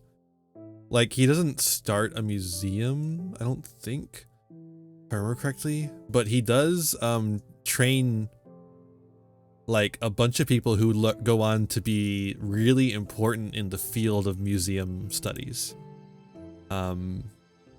Which is really interesting. Do you have song requests? I don't. Primarily because it needs to be music that, one, is calm and soothing, so I don't get distracted by it, and two, will not get copyright claimed on YouTube.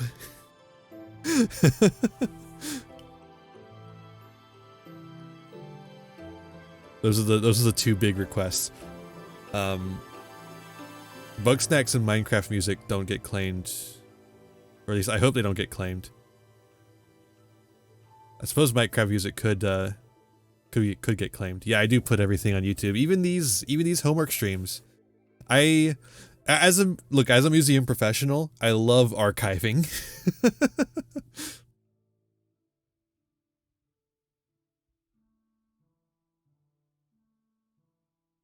I'm obsessed with archival.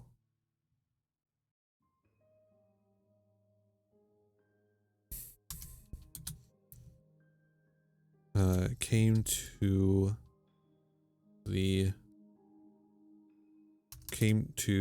study. Do you even have a command? Nope. I don't even know how to set one up. I could probably look up a tutorial for it, but I haven't done so because I haven't wanted to. Now, I could set up a,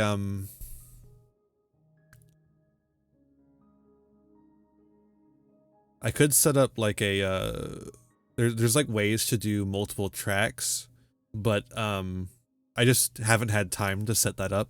I might do that in the future, like do a thing where I can set up, multiple audio tracks, and one of the audio tracks won't get caught as a VOD. And so that part will be like, can be like copyrighted music. I just haven't had time to set that up because I've been working on this paper. Like, I got my new talk sprite like a little bit ago, so I haven't really had time since I got my new talk sprite to set this up because of the paper. So I might consider doing that after I have time to set it up. But not until then. I gotta get this shit done.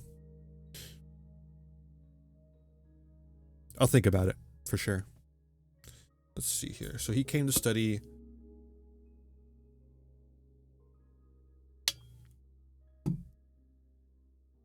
the ghost dance.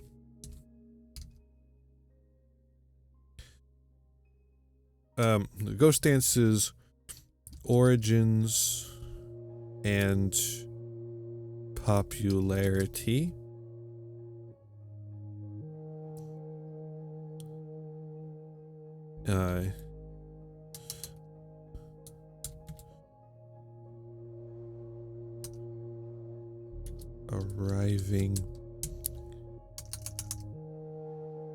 Arriving in time to take pictures of wounded knee.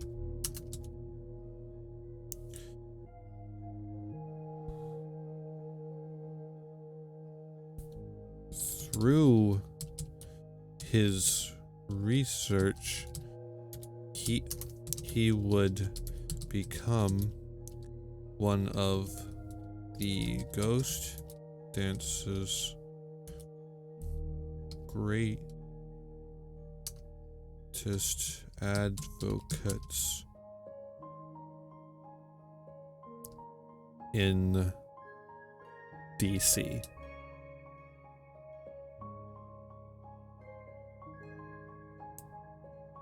Actually, through the course of his research, I think it's better. There we go. All right, did you go footnote? Give me a footnote on that. I need to make a footnote emote specifically for these streams.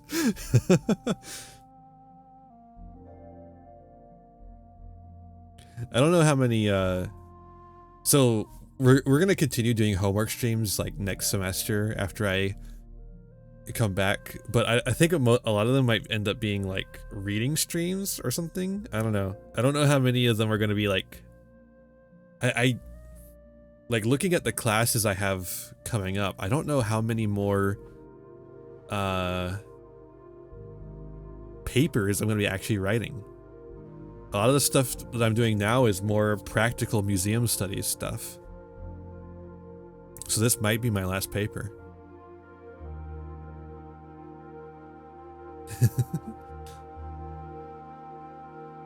Because you don't, it's weird, you don't cite things in museum, like at least not in the same way you cite things in papers. In museum work, you put your like sources in a completely separate document. Because if you put like footnotes, the reason why is because if you put footnotes on the wall of a museum, it's gonna distract people and they're not gonna actually pay attention. They barely pay attention to the wall, the words on the wall anyways, you know? You want to make it as easy as possible for them to absorb the information. If you put even the slightest distraction, it'll ruin everything.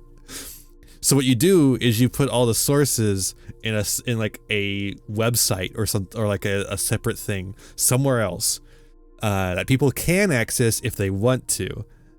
But yeah, it's very strange. Now the thing is though, photographs, you cite the hell out of that shit. If you don't cite a photograph, that can be breaching copyright. Like, you got to be really careful with photographs and citing that stuff. But yeah, otherwise, like if you get information out of a book, you just put the book in the citations section or like in the bibliography that you put somewhere. You don't put like a list of used works on the wall though, you know? People just don't have the attention span for that.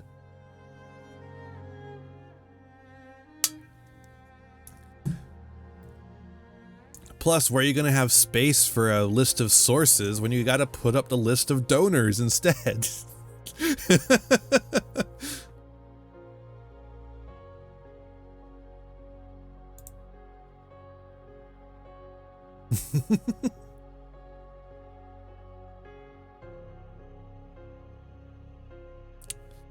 Of course, one of the greatest advocates in DC. Yeah, period.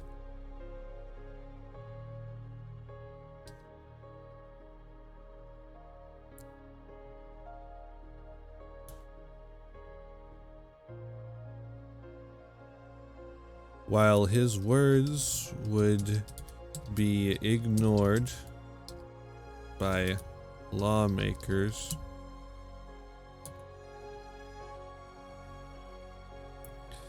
his research gives us the greatest written insight.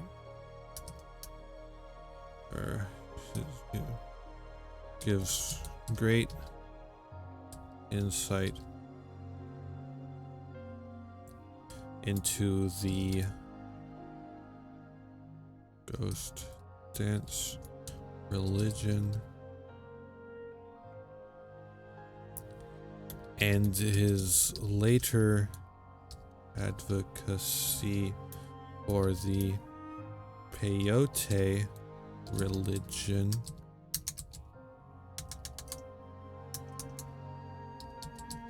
Now this I gotta look up. I don't remember exactly where that got him. I think he helps the peyote religion. Don't remember. Peyote, there he is. 387. This was a big book. This one is a big book.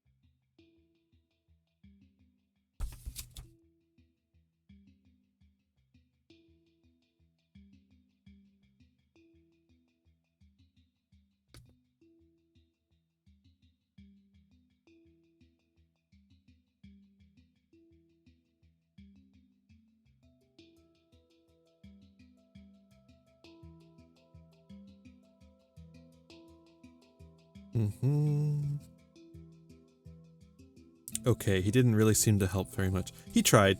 He tried to help.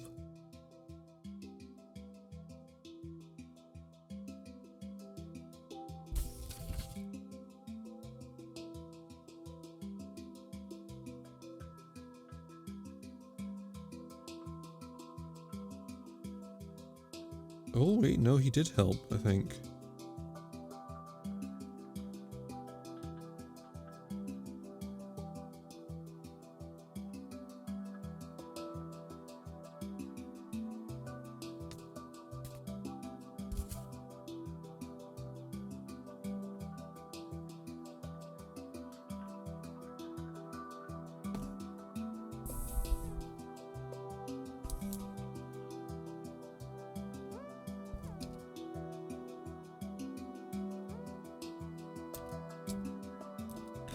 Helped in their struggle for religious freedom.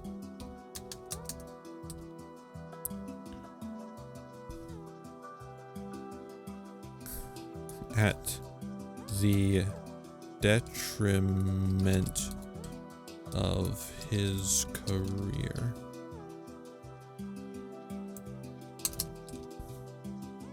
Detriment and utter destruction of his career. How am I not affiliate or partner with Twitch yet? Because I choose not to. The affiliate program fucking sucks, and I chose not to take part. And I'm not partner because I don't have the numbers for that. But also, I'm not even sure if I would take the contract, even if I had the numbers. The partner contract is at least a little better than the affiliate contract. But it's like only okay. The affiliate one is not very good though.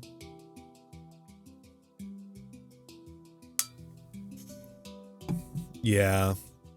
That's sort of my thinking on it too. I'm trying to keep an open mind about it until I actually reach that point. The problem with it is that if you reach the point where where you can be a partner, you have a lot of money to make by taking the deal. That's the thing. That's the thing about being an affiliate. You don't make shit being an affiliate, and it's really not worth the things you give up by being an affiliate. It's a really bad contract. It's like just utterly shit. I love to write gives. Oh, well, for one, you give up the right to control advertising on your stream. So obviously they force ads on the stream. You can tell them when to play ads to a certain extent. Now, of course, they also will play ads as soon as people enter the stream if you don't play the ads fast enough for their liking. But if you play them, like, I think it's every 30 minutes you have to play them to get them to not play ads like when people immediately enter the stream, which gets people to turn off the stream. They go, they leave. Bye-bye. Viewer lost. And then what do you get in exchange? You get funny stickers. Well, guess what, motherfuckers? I've got funny stickers.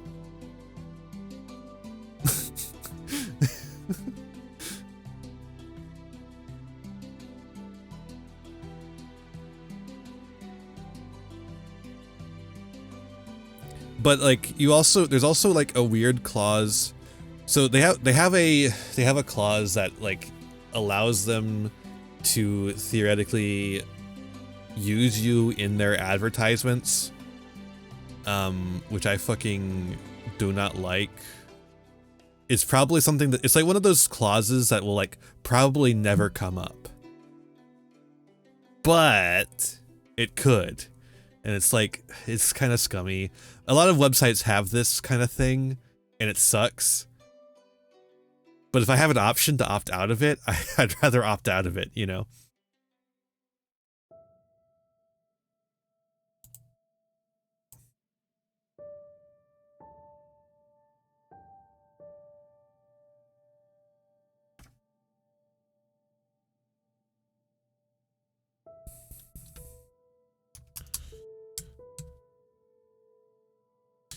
But yeah, I really don't like the way Twitch advertisements work.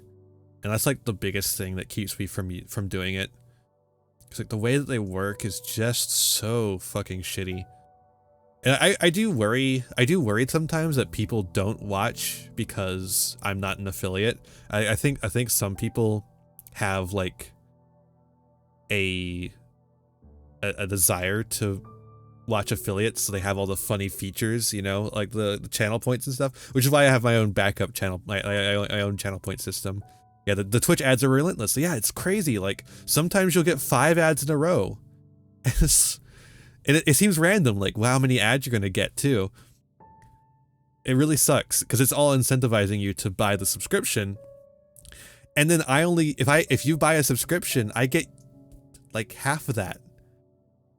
When you could instead have this ad-free channel. I am an ad-free channel, and if you want to give me money, I get all of it.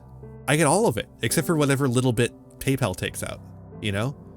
So I get like 99% of it, you know?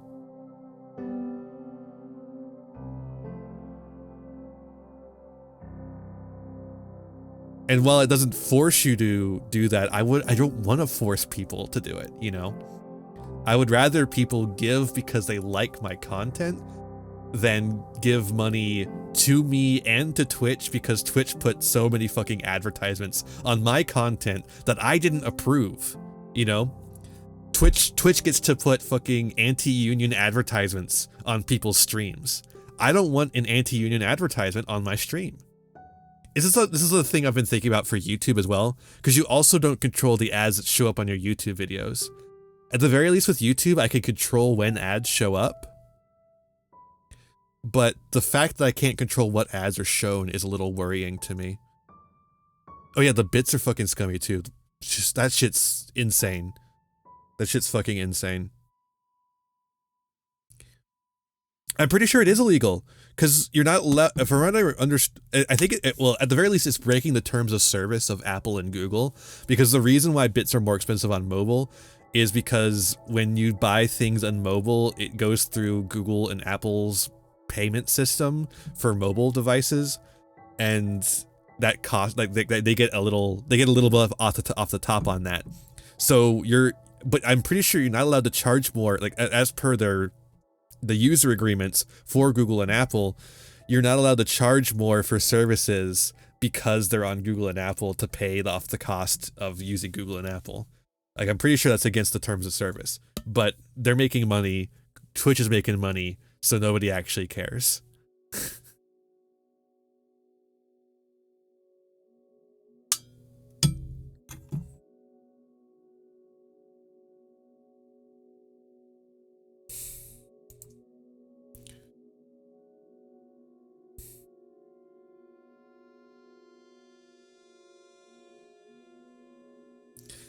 But yeah, that's like a long-winded explanation about why I have avoided the affiliate contract.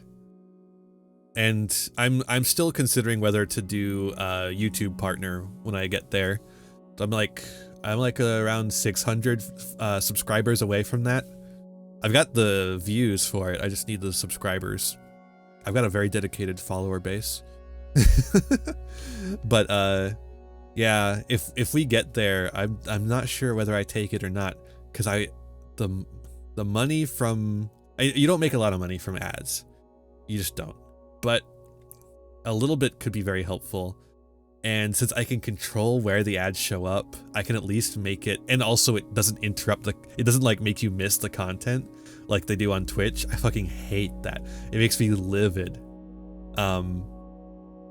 Since that's not how it works in YouTube. Like, it stops the content and then starts it again when you get back.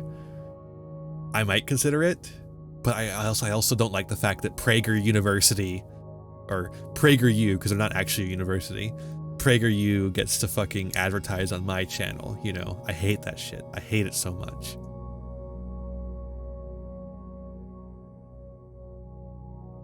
But, you know, that's something to decide later on. $2 for 99 bits versus $1.40 for 100 bits. Well, that's a hell of a deal.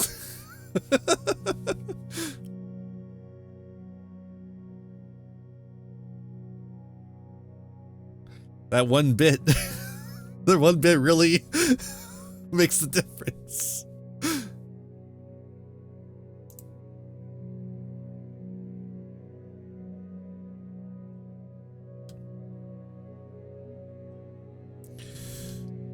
Well, yeah, it is absolutely very scummy. I mean, to be fair, the entire fucking gig economy is like the scummiest shit that's ever happened in capitalism, and that's saying, well, okay, it's actually not the scummiest that's ever happened in capitalism. The scummiest shit that's ever happened in capitalism is fucking company towns in like the Pinkertons and shit like that, which we were talking about earlier with the coal miners.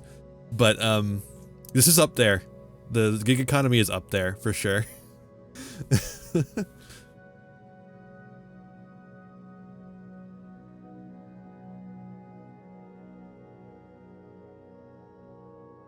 Like, it's fucked up that we have it worse than the serfs do, or did. Like, the serfs got summer off, or was it summer? I think it was something like that. Yeah, was it summer? Or was it like there's a season that they just got like an entire quarter of the year, like with no fucking work. And here we are working like fucking 3 jobs just to make ends meet. Or, you know, quote unquote jobs like YouTube.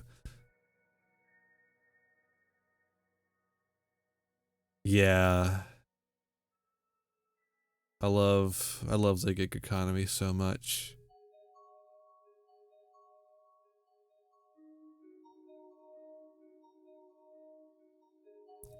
That's the saddest thing I've ever heard. You know? The fact that so many people didn't know who the Pinkertons were is just insane.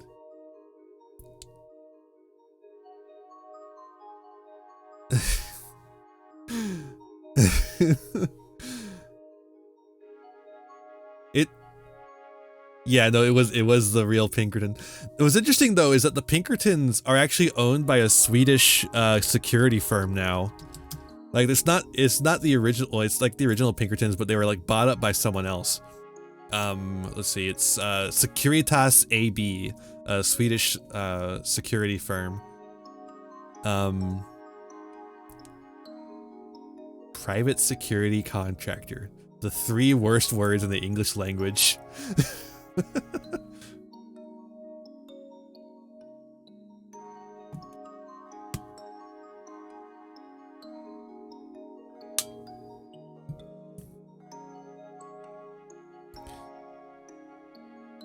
But I mean, I think that's just like an example of how bad history education has gotten in America, particularly in regards to labor history.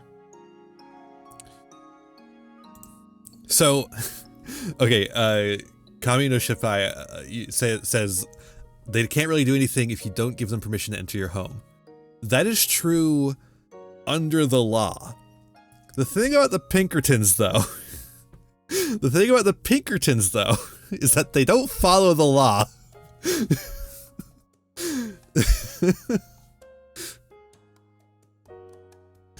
The Pinkertons are fucking bandits. It doesn't matter if you don't have the money. If you don't have the money to battle them in court, it doesn't matter if it won't last in court. You need to be able to last. You need to have enough money to supply your lawyer longer than they have to supply their lawyer, and they have plenty of money. That's the way courts work in the United States, which is the fucked up thing.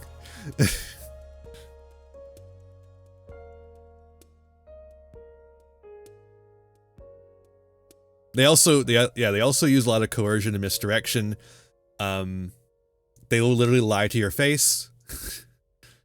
Never trust a Pinkerton. Of course, you know, a Pinkerton probably won't tell you to your face that they're a Pinkerton, so not exactly good advice to never trust a Pinkerton. Let's see, back to homework. While the coalition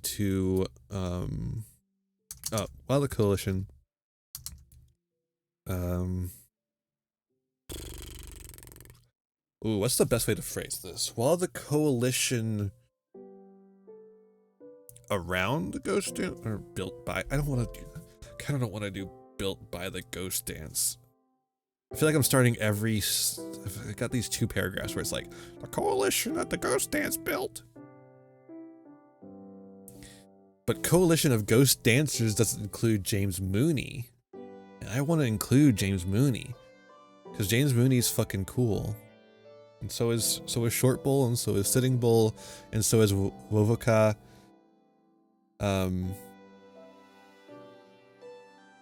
Yeah, lots of cool people. The coalition.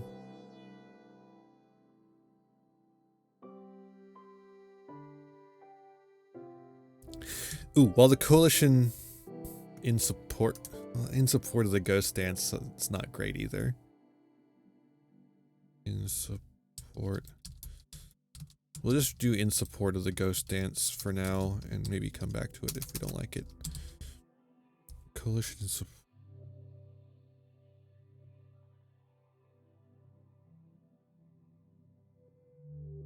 No, fuck it. I'm just gonna, while the coalition built by the ghost dance. We'll just do that. Well, the ghost. What was I even trying to say? Oh, right.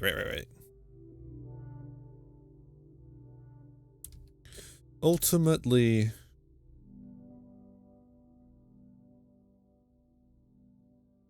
had, well, not, that's not what I want to say. Ultimately, didn't turn... Oh, here we go. It didn't turn into a mass movement.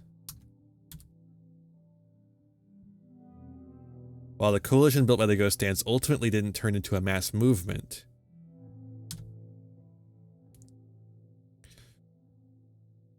The Pan-Indian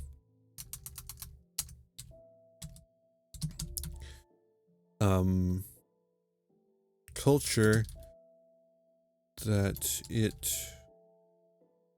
developed would lay the groundwork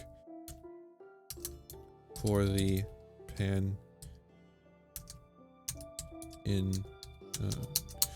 Indian movement of later years.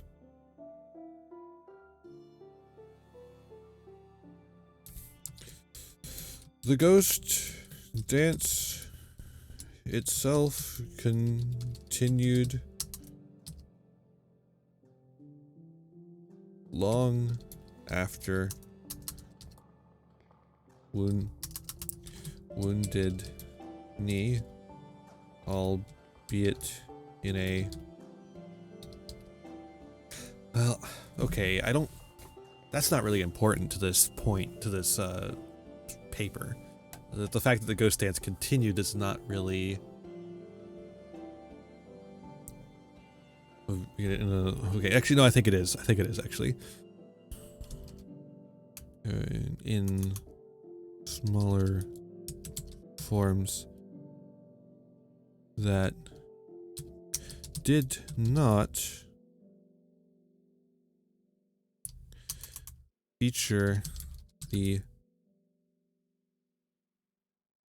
potential or the same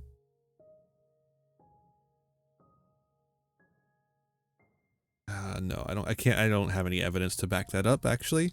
Like, I know it's in smaller forms. I don't really know that saying it didn't have the potential to become a greater mass movement is actually something I have the evidence to suggest. That seems a little presumptuous. Maybe it did have the potential if it ever got, like, if it ever became large again, you know? But I don't think it ever could have become large again, is the thing. I don't know. Not something I really feel confident in saying, though. So, we will leave it. Albeit in smaller forms.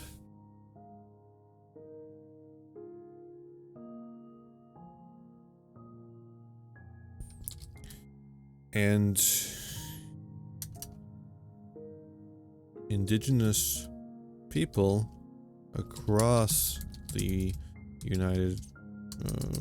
across America. I don't really want to say across the United States, because the thing about reservations is that theoretically reservations are sovereign nations, but they're sort of kind of within the bounds of the United States.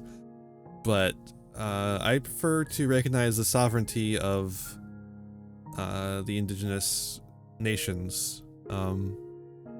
So we're going to say across America instead.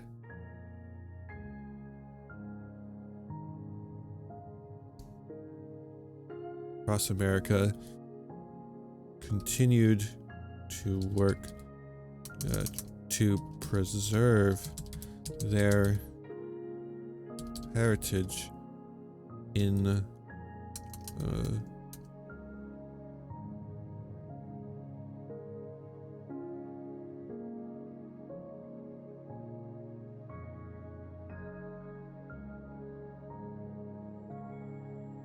and sovereignty.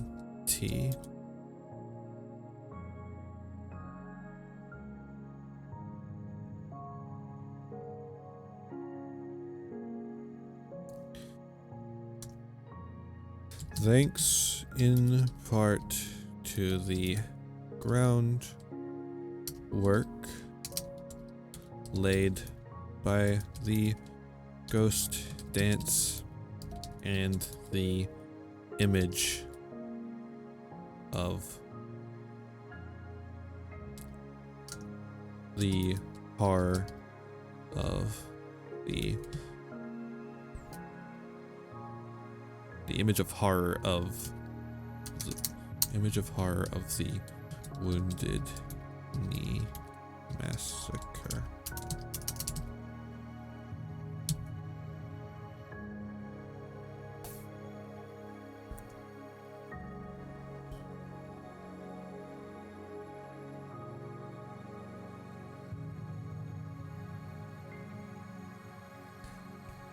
So that's like pretty good in concluding this section of the paper. What I need now is a way to transition from this to the talk about Arc of Justice that I worked on Saturday on stream.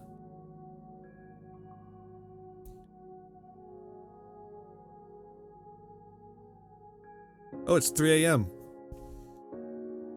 Yo, 3 a.m. time, baby. I'm gonna keep working a little bit longer though. I'm not particularly tired. And I really need to get this done. And I feel like I have a lot more left to do. Probably more than I thought I did. Cause like, we're like well on our way to hitting minimum page length. But the thing about papers is that you're not actually done once you hit minimum page length. You gotta finish the paper then. You gotta actually finish the thought.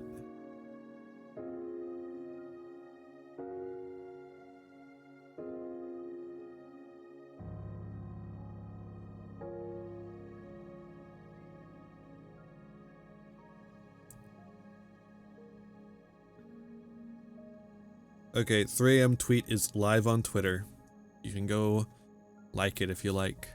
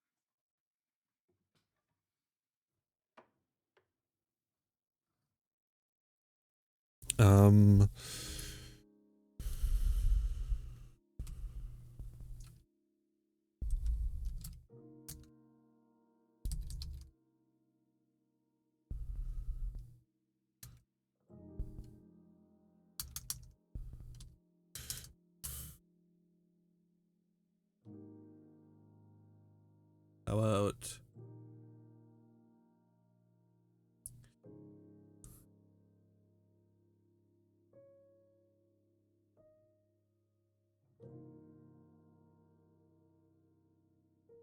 oh, this is a hard one. Because it's not an easy thing to transition into, honestly. I might have to write a new first sentence for this other paragraph to like tie it in, maybe.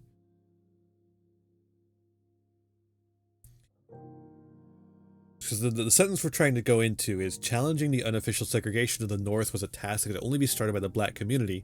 Once the challenge had been made, the NAACP pulled together a broad coalition to execute it.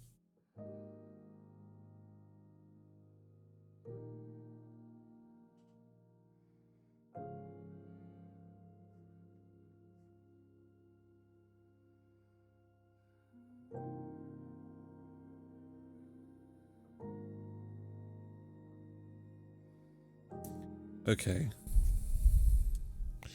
How about, I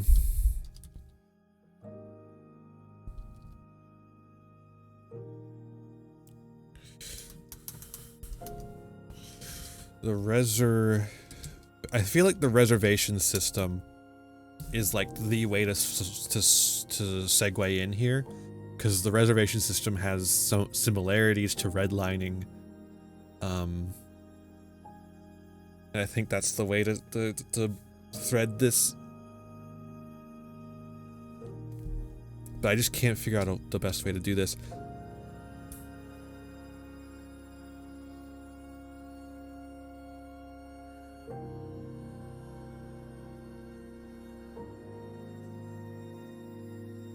The reservation system.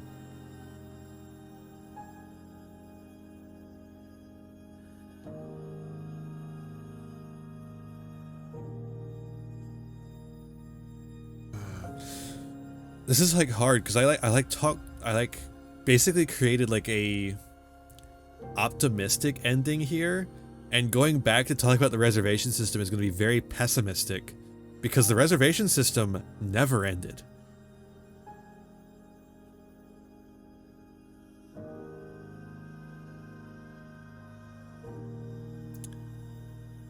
But it was changed. Reservations changed, at least. And reservations actually became more autonomous.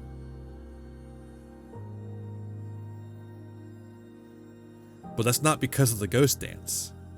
The ghost dance didn't do that. The ghost dance laid the groundwork for movements that would do that.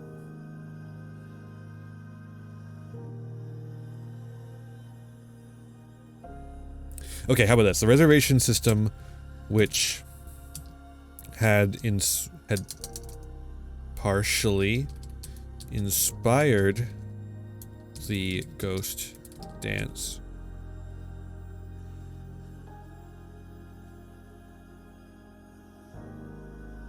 would be challenged by those who by movements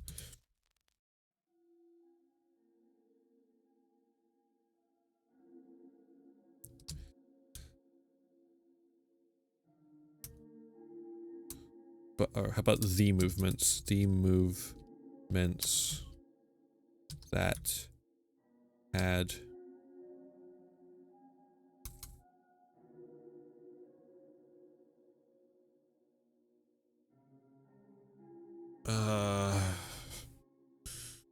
their origins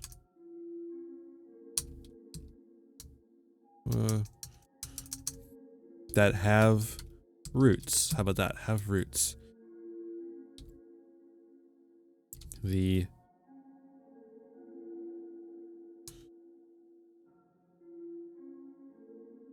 how about just ghost dance?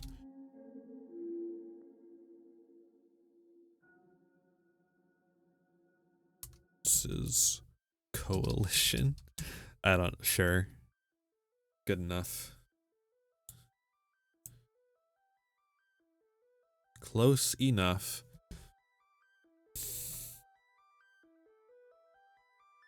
Yeah, we use the word challenge, and then the next sentence starts with challenging. Yeah. I like this. I like that. That's a good segue.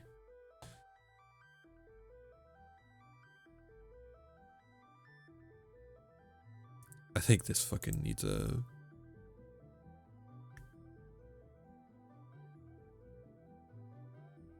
Wait, I already gave a... Well, let's see here. Where was the beginning of this section?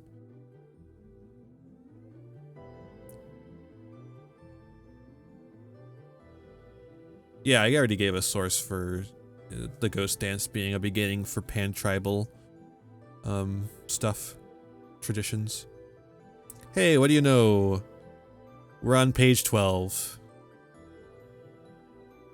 So we've hit page count, which is good, but we still got a lot of paper to write.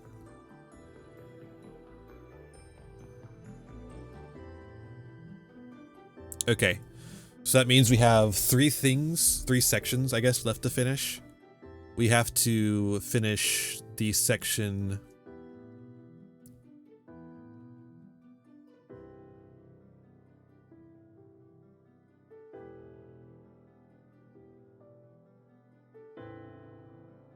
We have the section on Vagrant Nation, we have the section on storming Caesar's palace, and then we have the section on whiteness, which is going to be a compilation of a couple of books.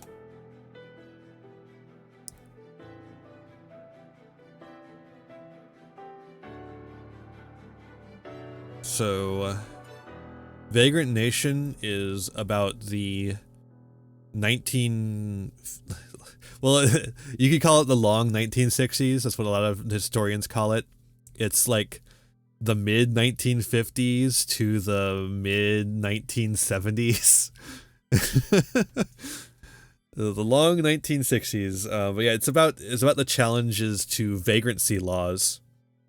For those who don't know, today we have like trespassing laws and shit like that prevent you from, you know, being in public, that criminalize existing in a public space. But back in the 60s, and like basically forever since before then, because this is like part of common law, actually, there was a different set of laws that criminalized existing in public. Well, it wasn't forever. It was basically at the start of capitalism they created these laws. So the difference between a vagrancy law and like a what is it? There's trespassing. There's like, oh, there's like a specific term that I'm forgetting the word for. Whatever. But the difference between those laws and vagrancy laws is that vagrancy is extremely vague. So like if you get a trespassing law, it's because you were on somebody's property when you were not invited. If you were charged with a vagrancy law, that could be anything from being a communist in public, saying a bad word about police, existing in a public space, just like walking somewhere, driving a car. Even you could be charged with a vagrancy law while driving a car. Now the thing is, you could be charged with all this stuff with the current laws in place, but that's because there's like 10 million different laws that they can charge you with, that do the same thing that this one vagrancy law did. There was actually there was like a specific part of the vagrancy law where you could be arrested for being annoying in public. God, could you imagine Twitch if that law was still around? Nobody would be streaming. You wouldn't be allowed to stream anymore.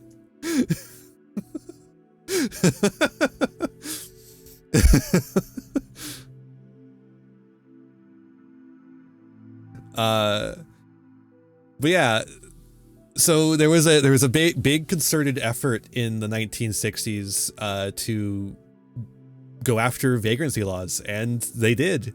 The vagrancy laws were declared unconstitutional in 1973, I want to say. We'll be getting to that once we start working on that book, getting that book done for this paper. But yeah, it's interesting. But yeah, as soon as vagrancy laws were struck down, they immediately started replacing them with the ones that we're familiar with today. So, but it is actually better than it was then, because the specificity of the new quote-unquote vagrancy laws, because again, they have different names now, the specificity of them gives you wiggle room in the court to get out of them. Because like, if a law is vague, you can't get out of it because the law is vague. Like, yeah, no, you were annoying in public. Get out of here. Like what constitutes being annoying in public? But if you are arrested for a noise complaint, you can be like specific. Oh, I wasn't being that noisy. You know, it's like, you know, there wasn't enough noise to be charged with this public nuisance thing, you know.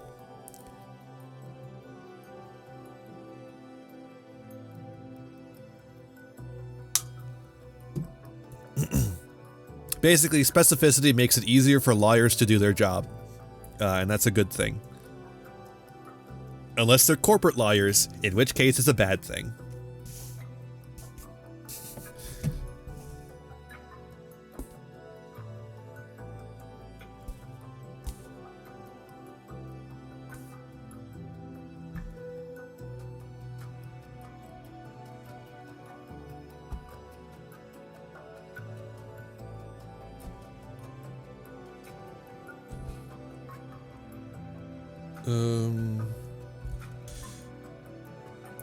Yeah, the real cool thing about this, though, is that this movement to get rid of vagrancy laws includes, like, so many different groups. Like, we're talking socialists, communists, anarchists. Obviously, they're here. But we get civil rights activists, like, you know, the fuck, because this is a period where, you know, Martin Luther King Jr. is doing his stuff. We've got fucking gay rights activists, because this is the beginning of the big concerted push for gay rights in America.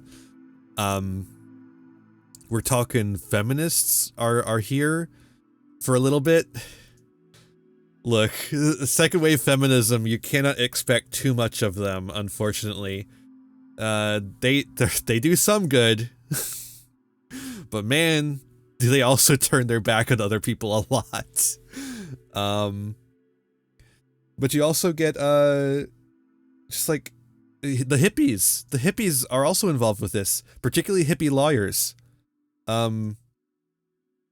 Which, you know, eventually the hippie lawyers will turn into the yuppies, but, at this point in time, they're cool. They will become uncool, but for right now, they're cool.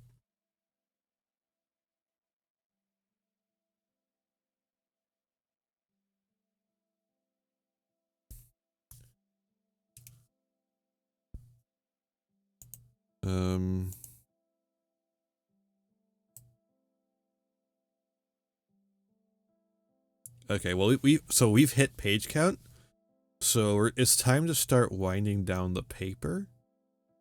So we're actually gonna go, like, super mode here in getting this fucking thing done. What I mean by that is not that I'm gonna work faster necessarily, but, you know, I'll work at the speed I work at. What I mean is that I'm going to maybe get into less detail here.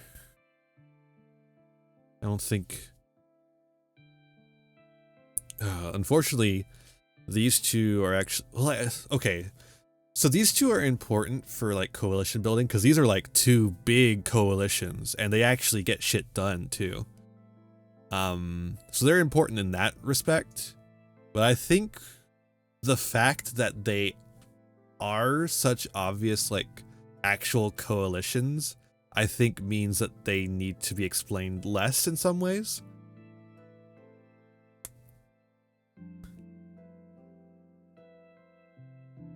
Like, yeah, it's pretty obviously a coalition when gay rights activists, feminists, communists, anarchists, and hippies and civil rights activists are all working together for the same goal.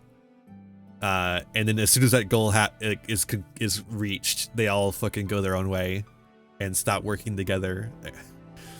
That's pretty obviously a coalition. I think what's less obviously a coalition is a religion. The fucking the union is actually pretty obviously a coalition, but the union is all by itself in the section about coalitions against capital, so that one had to be long. And then, like, whiteness as a coalition is very not obvious. Whiteness as a coalition is going to need to be explained. So yeah.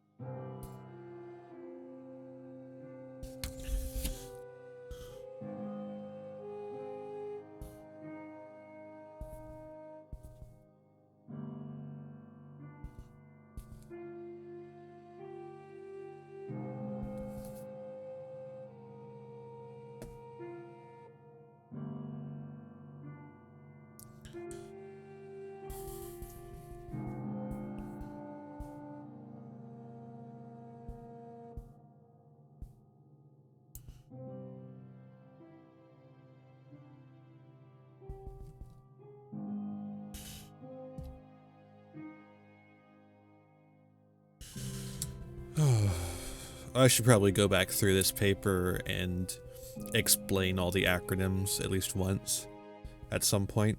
I don't want to do that right now, but like I should go back through and be like, SNIC, aka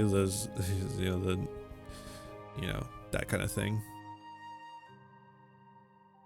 ACLU, aka American Civil Liberties Union, that sort of thing.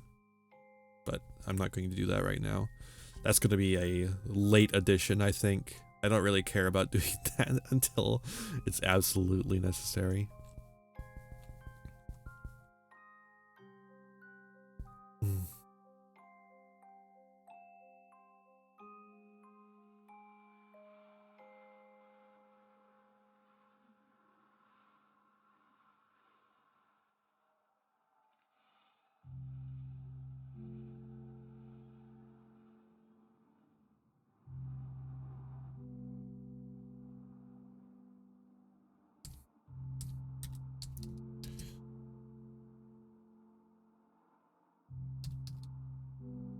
Organizations.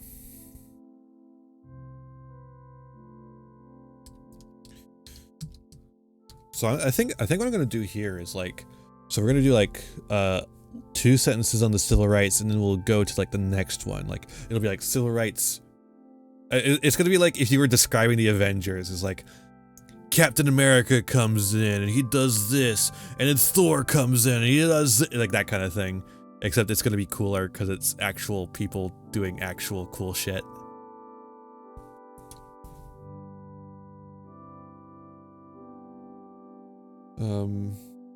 Recruited a veritable army of vagrancy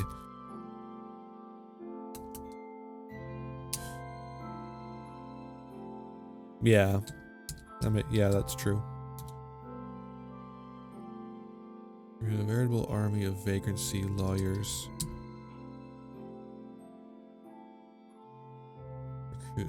and to fight charges against their members in the South. Bam. Source, please? Source, please.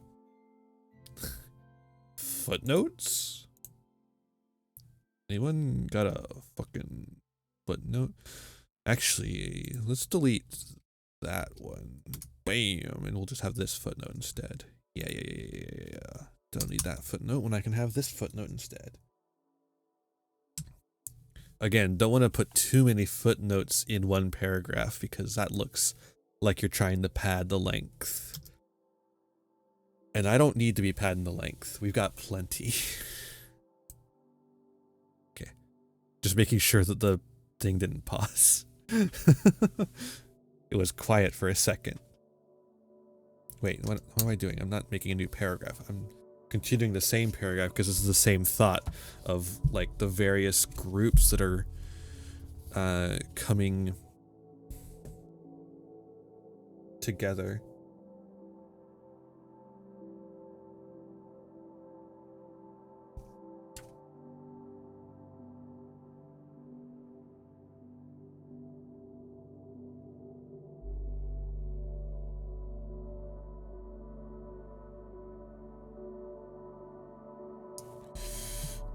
Gay rights.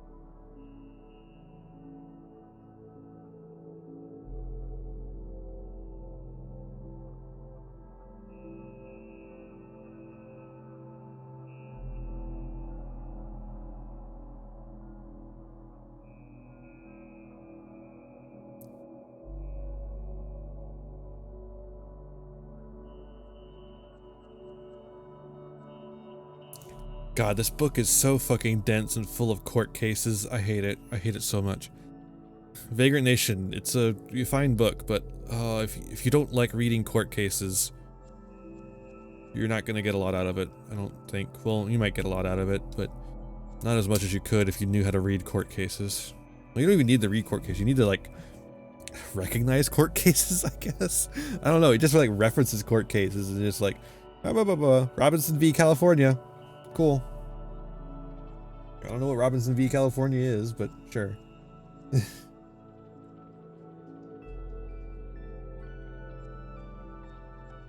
Who the hell is Hirschhorn? I don't know.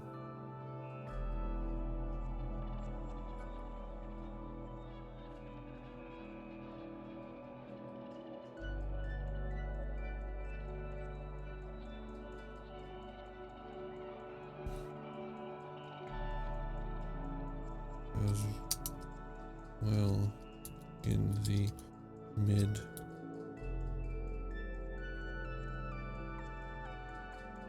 1960s.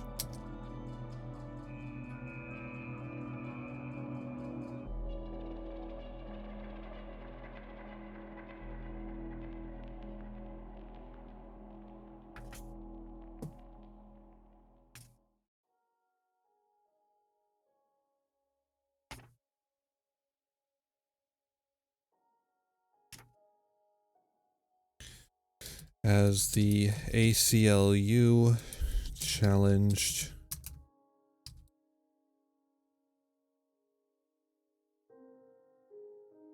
here's a fun one. Vague lewd laws. Vagrancy lewd?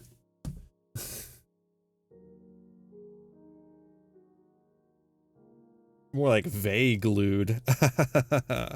Because they're vague.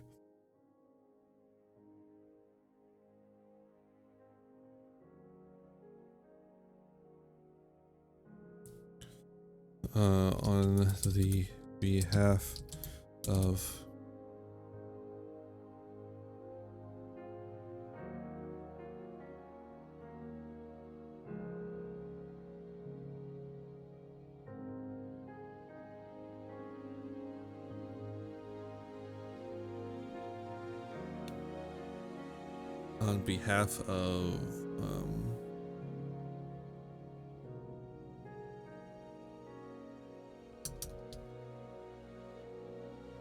their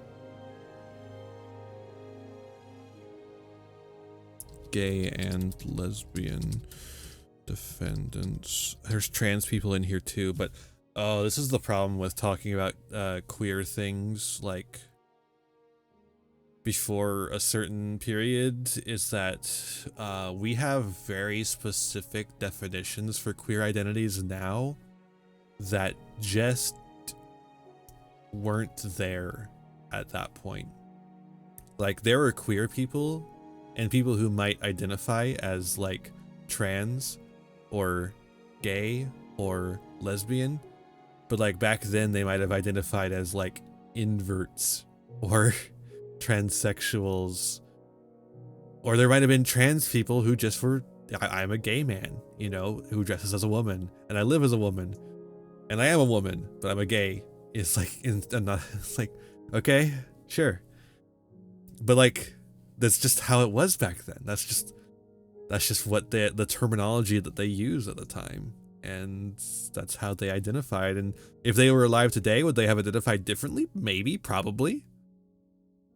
But you can't tell. It's hard to tell. This is like one of my kind of, there's like a little bit of a pet peeve of mine when it comes to certain parts of the queer community. There's like this big meme. There's this big meme of the historian who doesn't believe that people are, like, historical people are gay, instead they're just friends. And like, that is true to a certain extent, that there is, and especially there has been a lot of historians who deny historical queerness based simply on the fact that they did not self-identify as queer. And like, that's a problem, but it's there is definitely, I think there's also this modern misunderstanding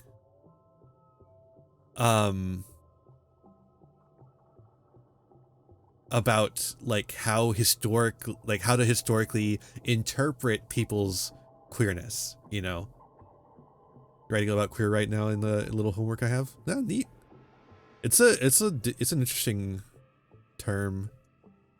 An interesting history. I mean more people need to know queer history.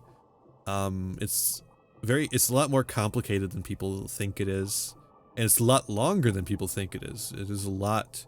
It stretches back, you know, very far. Queer theory, yeah. The problem with queer theory is that there's all sorts, and like obviously there's like the specific queer theory that is going to be like your typical like analysis, but like people like to have differences of opinions. Sure, we'll just put a period there.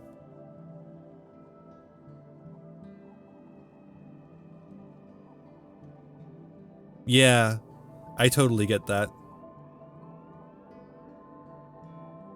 Like I like the terms that I use, but I'm not really like hard and fast on anything.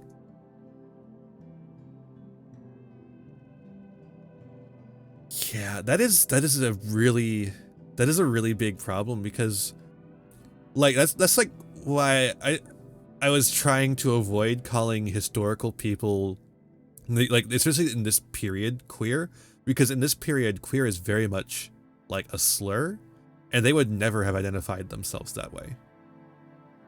You know, I love the term queer. It fits me perfectly. But there's a lot of people who it really doesn't hit that way. But like to me, when I grew up, gay was the slur, you know? That was the one that people used a lot. But like that's like what people identify as, you know? Like that's a whole ass identity. It's difficult. Cause it's like, yeah. Yeah. Well, at this point, people don't really care about what slurs they use. They just go back, they went back to the old standard that I can't say here on twitch.tv.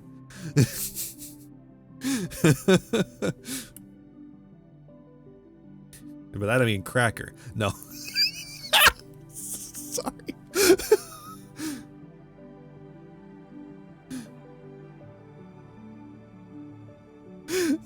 Stupid joke. Oh god.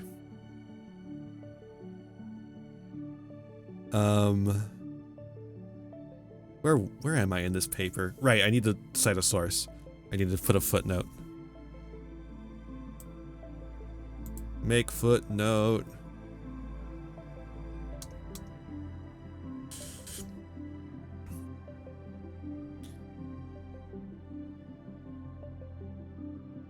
I think another big problem with me using this book is that I just didn't read this one as closely as some of the other ones. This book is really fucking dense, and so it was really hard to read.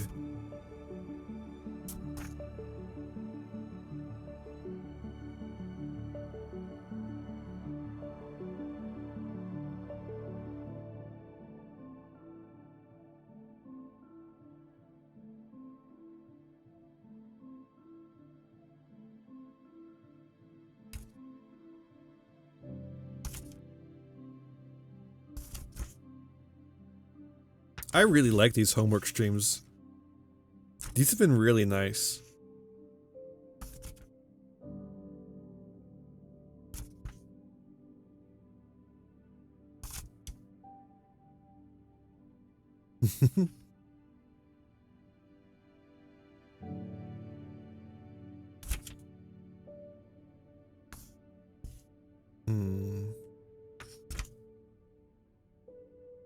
I'm just like skimming through the book right now to find the next thing I want to talk about.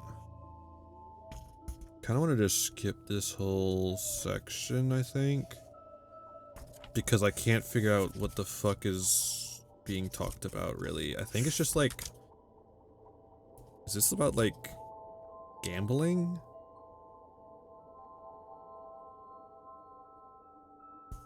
About the mafia? What is it about? I don't fucking know. I don't understand it. Whatever. I'll just skip this section. It doesn't matter. We're in super summary mode right now.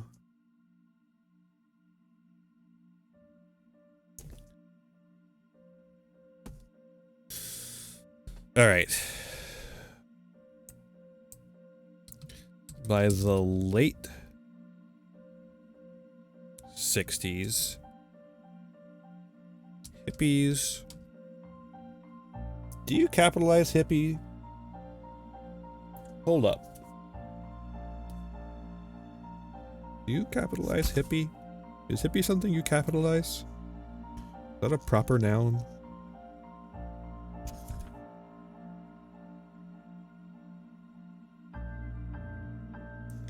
Well, I'm gonna try and find it in the book when it's not the beginning of a sentence. And I'll do whatever they do. That's a neat little tip. Just copy whatever the fucking thing you're reciting says. Nope, they don't capitalize it. They do not capitalize it, so I am not gonna capitalize it. No, these are physical books I have right here with me. You might, can you hear me flipping the pages? Let's do ASMR.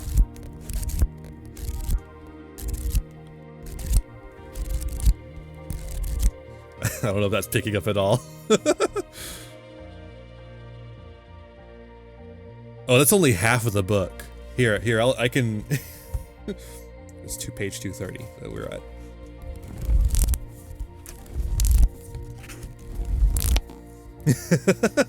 There we go. That's the full.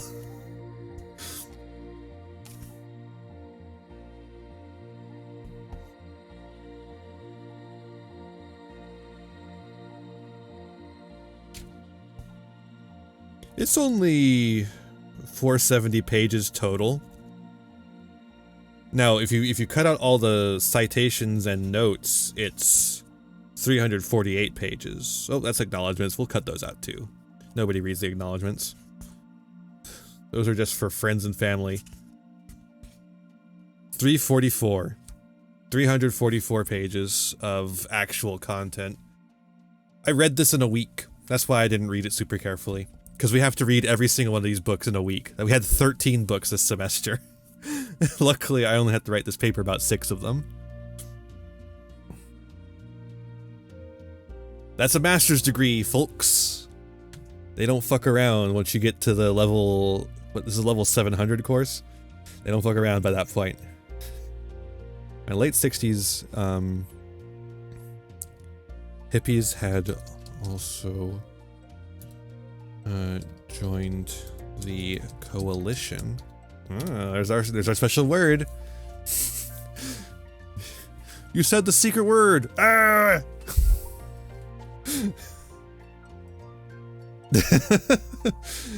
Oh god. It'll get me a job. That's like a blowjob, except you make money.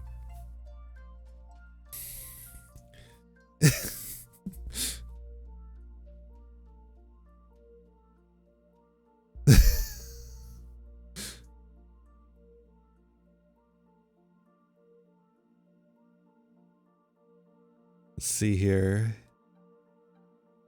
It also joined the coalition, fighting vagrancy laws. There.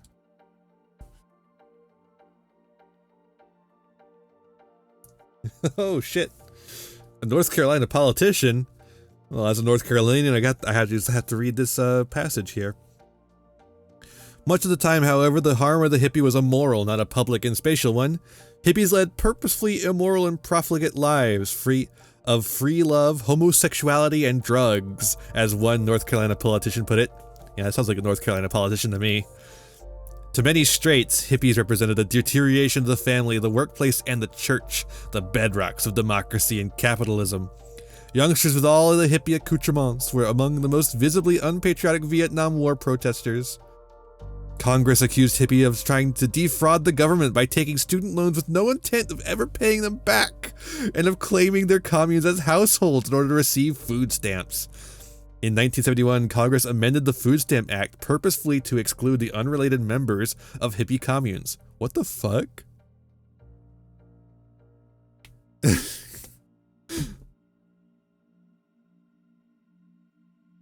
Holy shit, we fucking amended the Food Stamp Act to exclude hippie communes. Oh, North Carolina politicians are just like that. They're fucking rich as shit, for one, and they're fucking assholes. The hell? That's still Minecraft music? Oh, I guess so.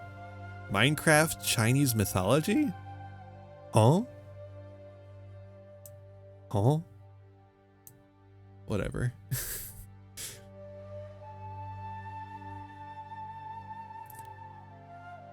Me when I'm doing Chinese music grabs the fucking shakuhachi. I mean, yeah, 1960s North Carolina politician, probably pretty close to a Nazi.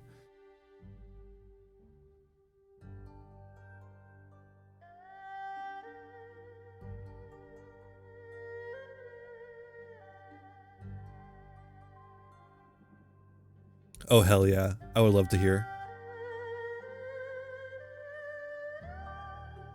This is actually a really interesting thing about this book,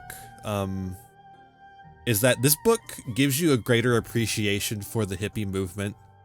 Like, I think a lot of modern people looking back at hippies have like kind of give them a bit of a bum rap. And I think, you know, obviously some of it is deserved because the hippies did not make nearly as much of an impact as they seem to want to do, partly because of how white a good portion of the movement is. The movement is not entirely white. That's an important thing. It is racially integrated, and there is a good deal of non-white people in the movement. But a lot of the leading figures of it are white, and you have people like Manson, who is not actually a hippie, but gives hippies like a bad name because people associate him with the hippies. But you also have the hippies that became the yuppies. And so, and those guys fucking suck. That's good, like the white portion of the hippie movement. But like, there's a lot of hippies who did a lot of good, particularly in the anti-nuclear movement, which really did a lot to help disarmament. Post the early hippie movement, more the tail end. Yeah, the hippies have done some cool things, or did some cool things. But yeah,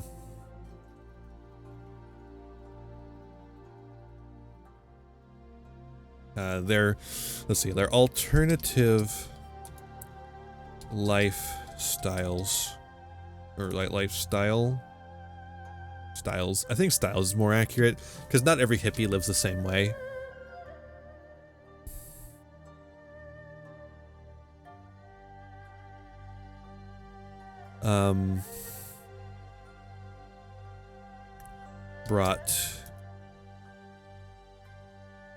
Oh, wait. They're alternative lifestyles, which brought together many of the aspects of other groups targeted by vagrancy, or by vagrancy laws. Let's not be confusing here.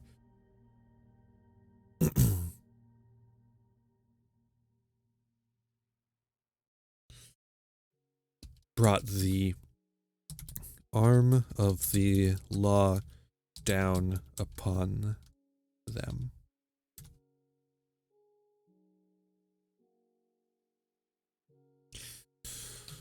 And we'll put a little footnote. Cite that source. 232. Oh, we're summarizing this book in a fucking paragraph. Never doubt my power. Okay, we're like at the bottom of page 12 for our like full length of our paper now. So we have hit page count. We have officially hit page count. But we still got a bit to go.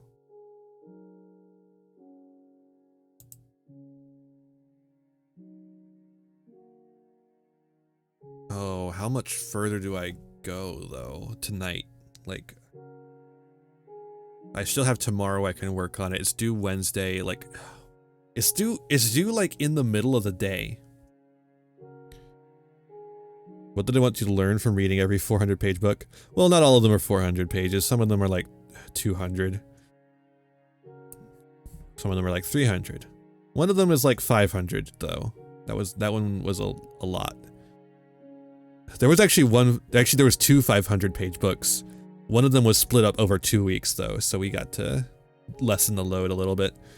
But no, it's just like we're trying to get an in-depth understanding of 200 years of history, because this class starts post-Civil War and ends in the 90s, you know, 90s, 2000s. And that's a lot of time to cover. That's actually 250 years about of history. And because it's a graduate level course, you're supposed to get a graduate level understanding of all of those time periods in between. So you need to read a book a week to get that understanding, but you don't actually get that much of an understanding because you have to skim every book because you don't have time to read them all. It's a catch-22. A little bit. It's not the best system for it, but it is what we do. It is what we're doing.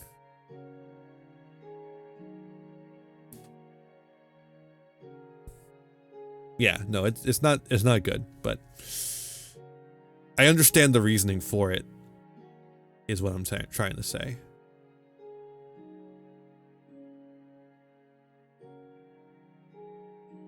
Well, I'll remember a lot of this. I will not remember the fine details, which is why I'm going back over the books, because I don't remember the fine details already.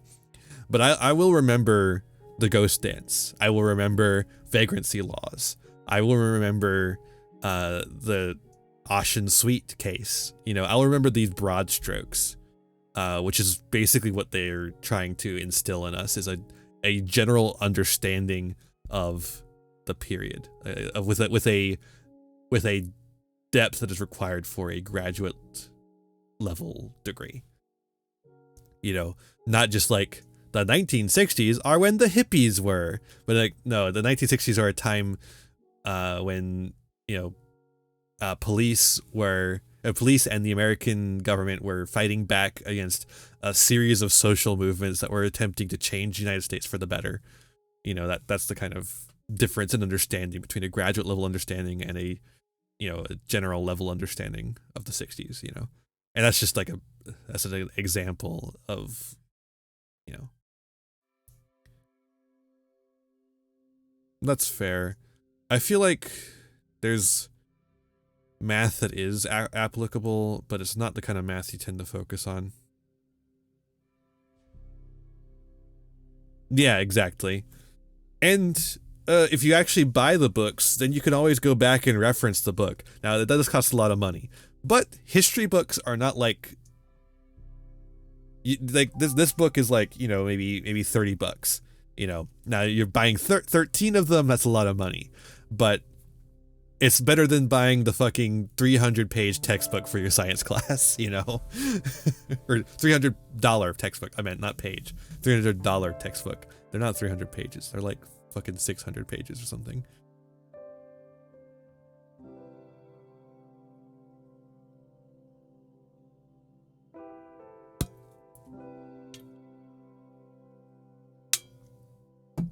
I feel like I should at the very least finish Vagrant Nation. I finished working with Vagrant Nation in this paper. If I can do that, and then tomorrow I can work on storming Caesar's Palace and White Coalition, then I can have it done, right? That's my thinking right now.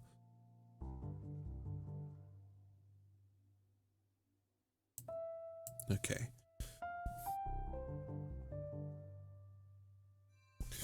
So now I need to look up something. I need to find the hippie lawyer.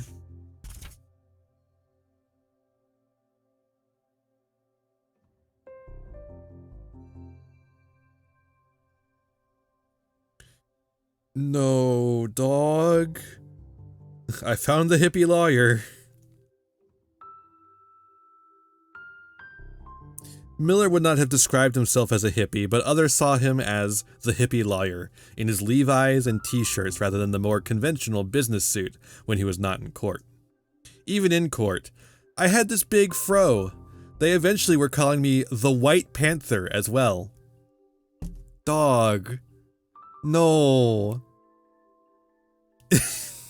You can't do that. Come on.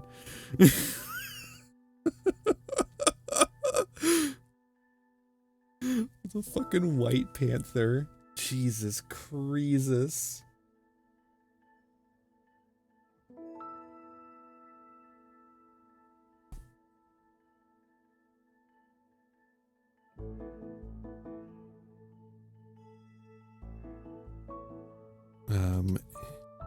Hippie lawyers emerged.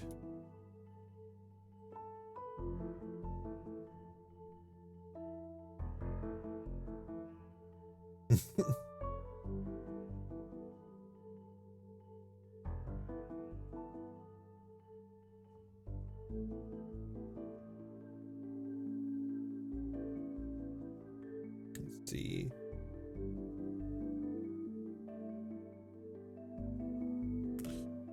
To fight vagrancy on the grounds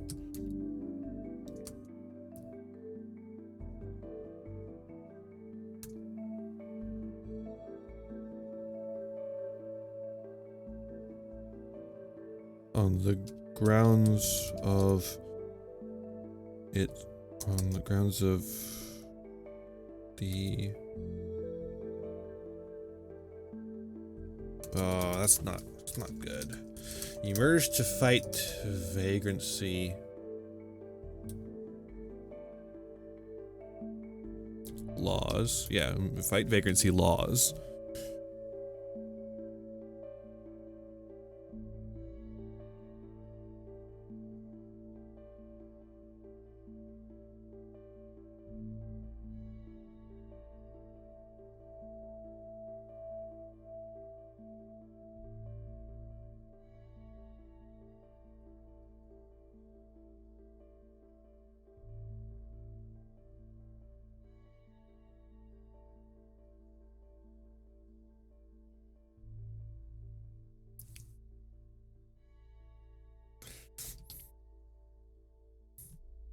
On the grounds of their yeah, we're just gonna go back to what I was writing originally. Constitutionality. There's a fun word. A fun 10-cent word.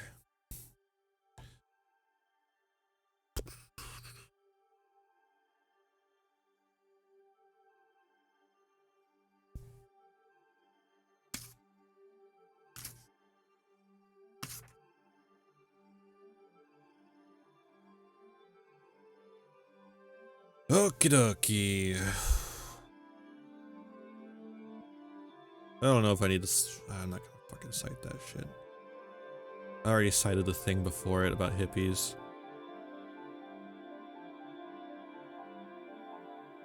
I think that's fine. This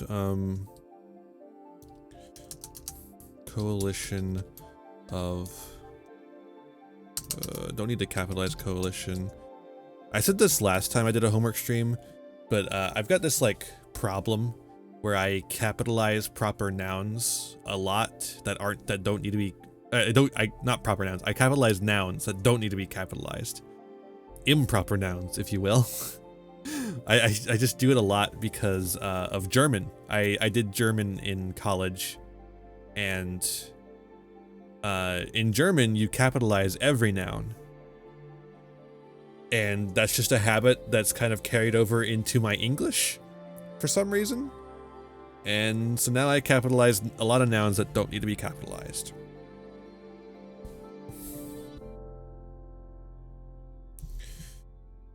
Coalition of separate social movements, all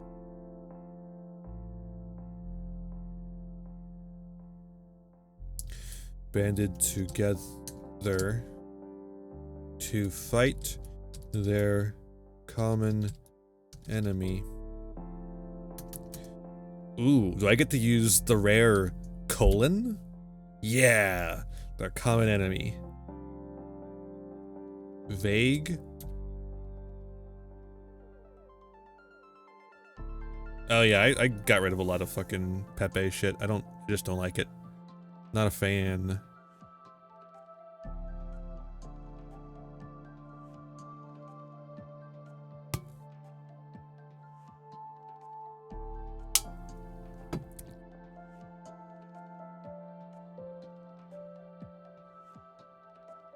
I simply wish to post the roach. I do not wish to post the frog.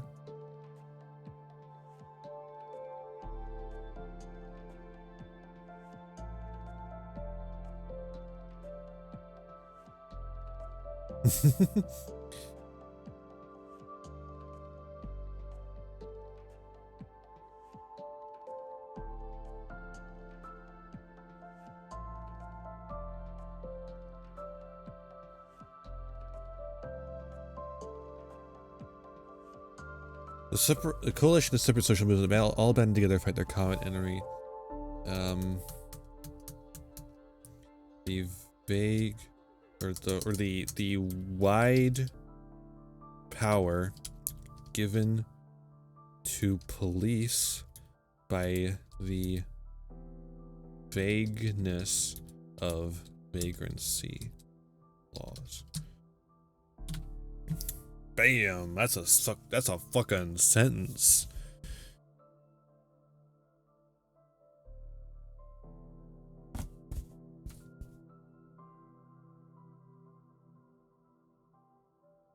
I just realized we started the stream with 8 pages.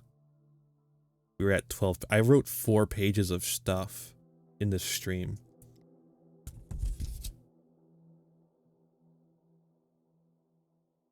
Why do homework streams make me so productive? Holy shit. I mean, it's 3 hours, 30 minutes. Like, that's not like... I've definitely done that before, but like, this is just, I'm just able to focus. Is the thing. Even though I'm like talking to all of you, I'm able to focus pretty well. Like, obviously I get off on tangents too, like this one that I'm on right now. Although I feel like I'm reaching the end of the usefulness of the homework stream right now, where I'm starting to get distracted more than I'm doing work. But it has been like 3.5 hours, so.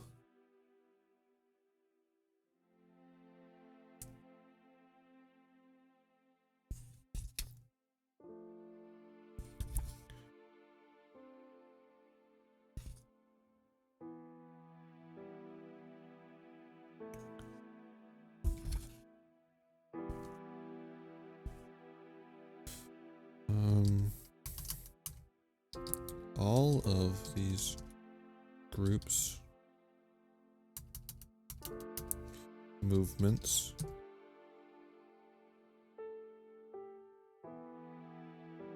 began to work against. That's true. Although you can't see what I'm doing, it is still like I am in streamer mode and I have to do what I set out to do in my stream.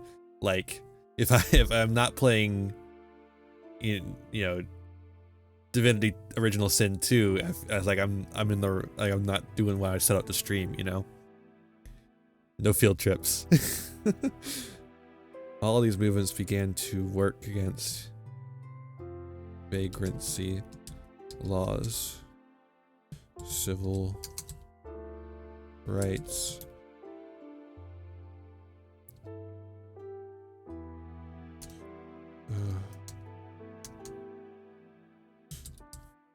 rights activists,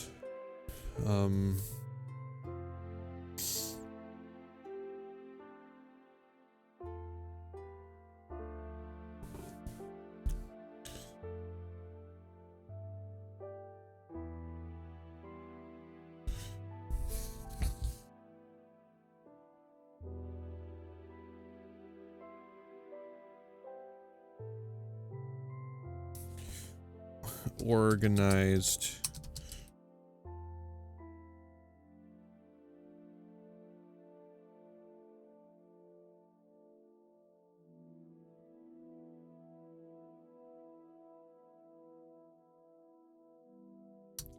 here, how about this? Civil rights activists took the tactics or the same tactics they used. I mean, this is okay, this is stupid. Cause like what? I don't like that. I don't like that. I don't like that. I don't like that. I don't like that.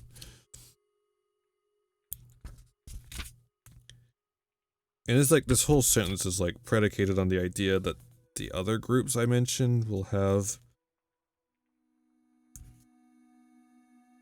their moments as well. And I don't know if I have all that.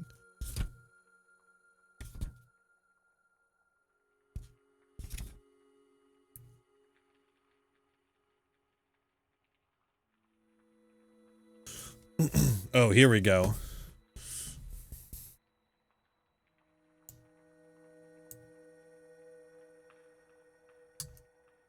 Okay, so all these movements began to work against vagrancy laws.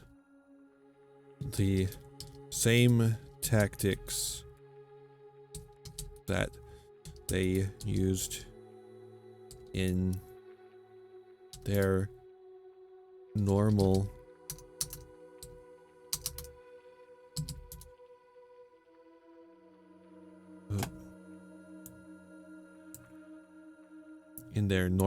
advocacy were put to use in the fight against police power. So, police power is another good way to say vagrancy laws. Okay, now we can go back to that one place.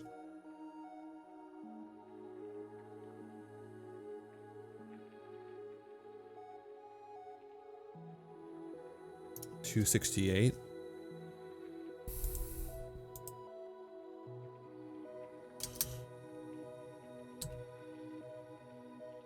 Man, I hope I'm not misunderstanding this text. That would be just great if I was spending all this time writing about it and I was misunderstanding it entirely.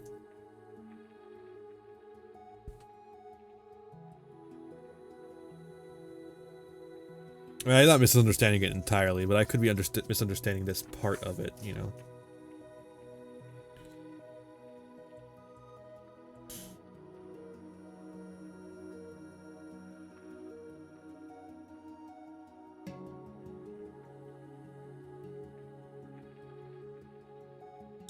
when the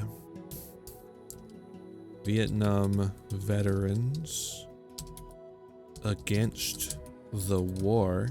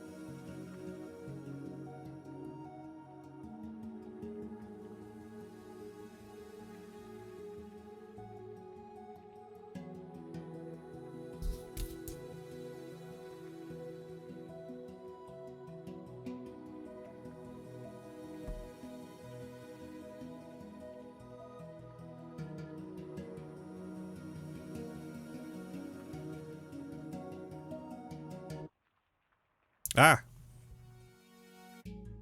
Oh, it's just the music changing. That was a weird cutoff.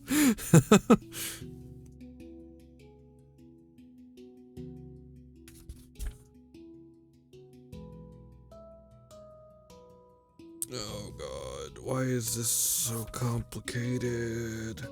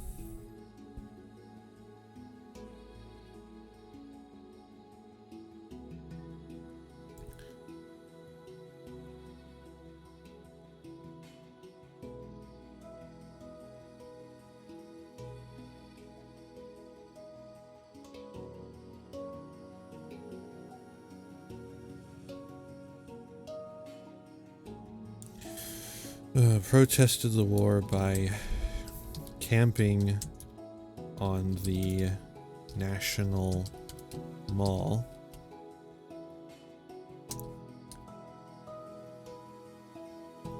The public backlash of arresting veterans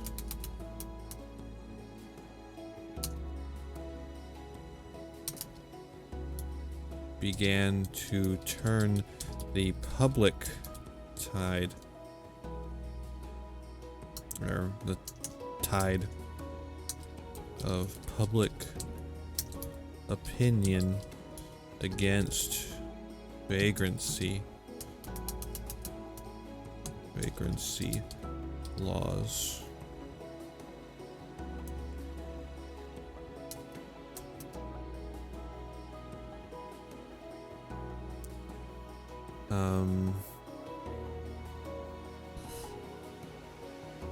Creating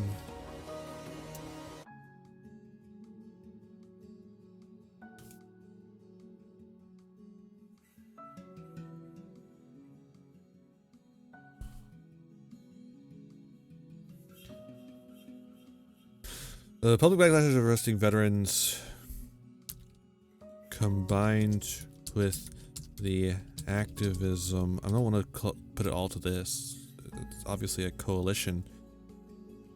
Activism of the coalition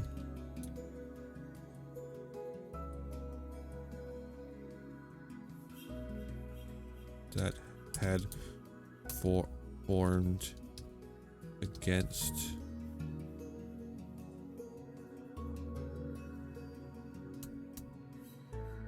formed to...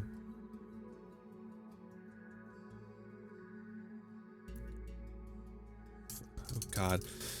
God, it's just like a fucking nightmare phrase. Coalition that had formed to stop vagrancy laws. So it's like a noun that is fucking seven words long or something. I think it's 7 words long. No, it's 8. It's 8 words long. Okay, there's got to be something else, some other way I can describe it. I just call it the coalition and hope that my reader is smart enough to understand by what I mean. It's not a formal coalition though. That's like, it's just a bunch of people working together for a common cause. They're not actually like forming a coalition that is called the Coalition Against Vagrancy Laws.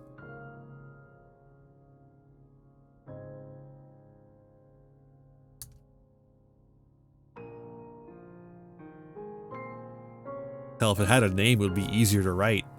Because it'd have a name for me to go with.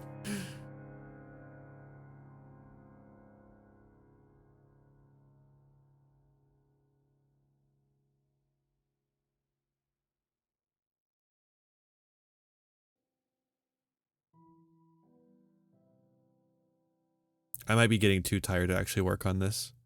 Because the Alliance, you know, they didn't call themselves that either. No, the coalition is what we're going with.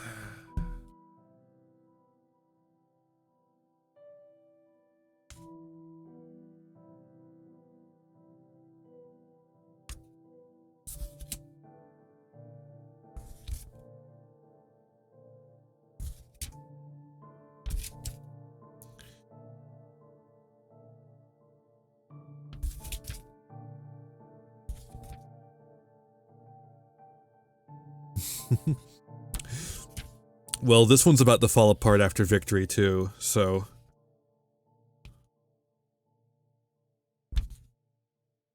Papa Cristo, there we go. That's the name of the court case that finally gets rid of vagrancy laws, declares them unconstitutional. Finally.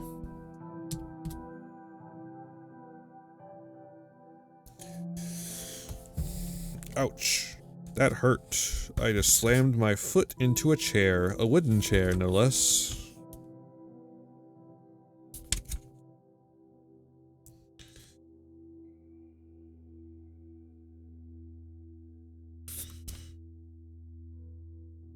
Oh wait, shit. I need a source for that.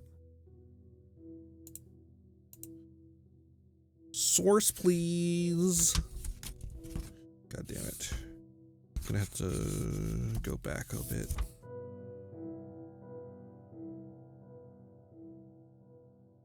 Yeah. 289, I guess. Works. It works.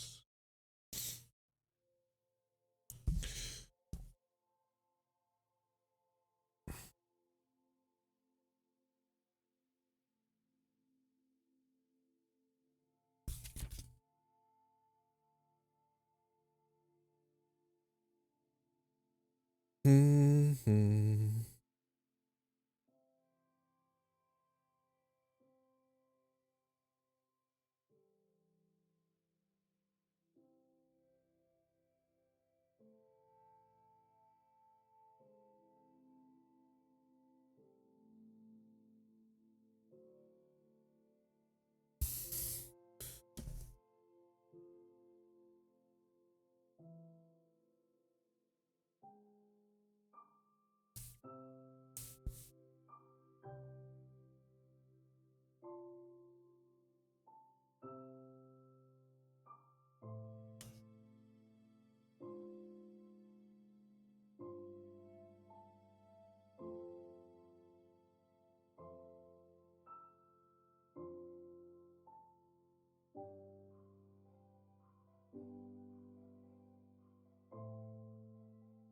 Hmm, 1971, I guess we'll say.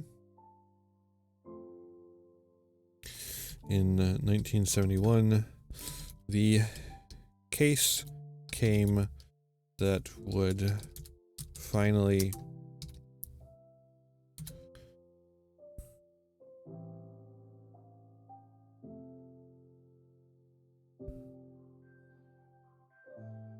finally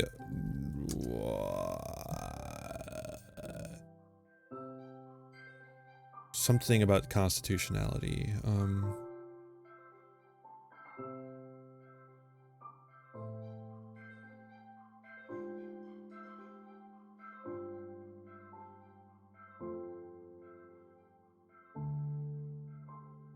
Finally finish. No, not finish. Finally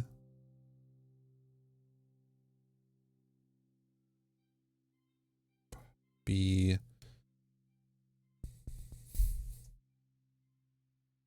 finally remove the last shreds of constitutionality of vagrancy laws.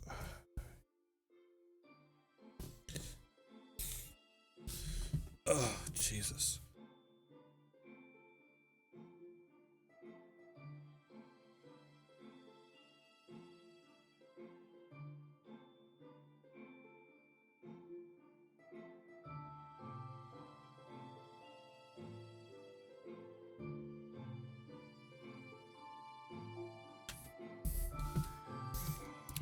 The case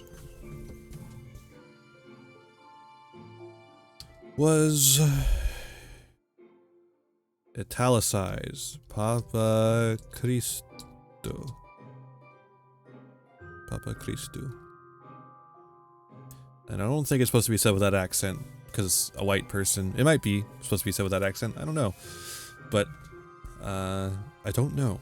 I can't really help myself from doing it because of the way it's written. Papa Cristo. Papa Cristo? Papa Cristo. Papa Cristo. I just want to roll my tongue, you know?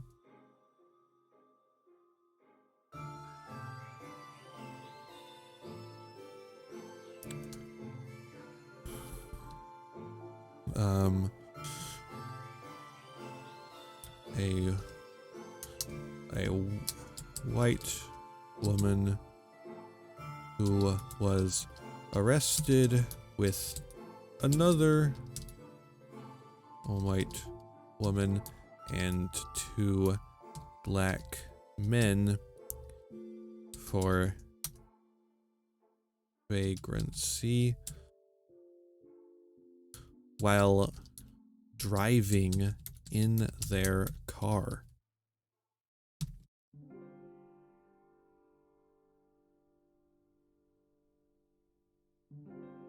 While driving in their car from a restaurant to a nightclub.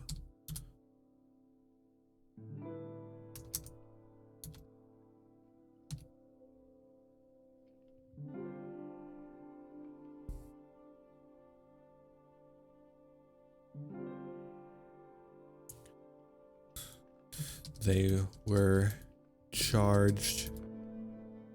Well, actually, this is it right there. Arrested for. Here's the quote. Here's the fucking quote. Here's the fucking quote. Vagrancy.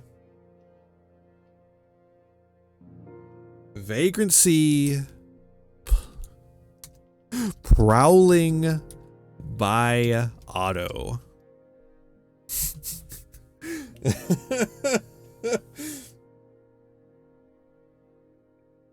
Vagrancy prowling by auto. What a fucking crime to be charged with. I love to prowl by auto. Let's get a motherfucking source in here. That's page 304.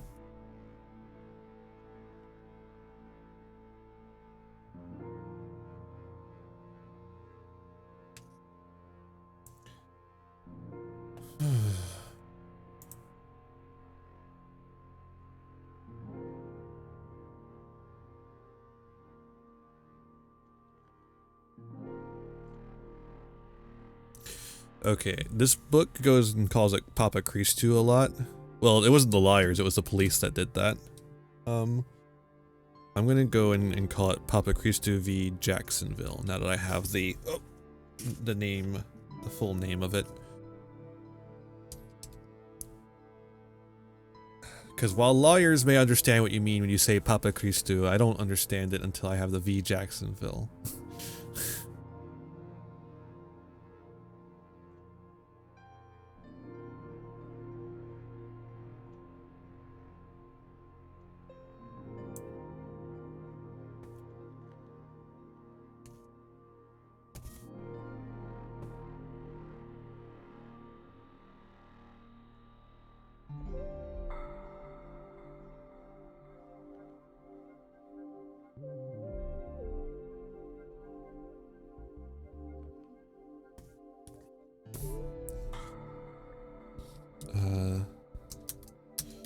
The case was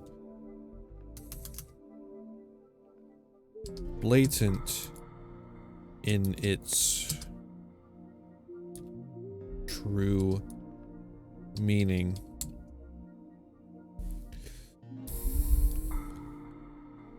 A means by which, to continue the criminalization of integration. Oh, racial integration. That had already been declared unconstitutional.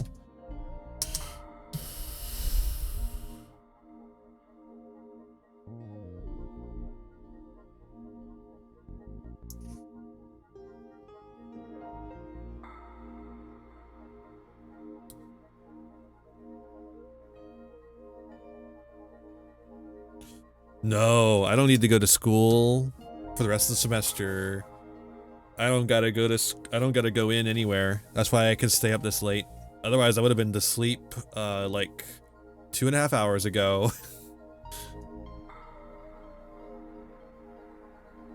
I would have ended stream a long time ago.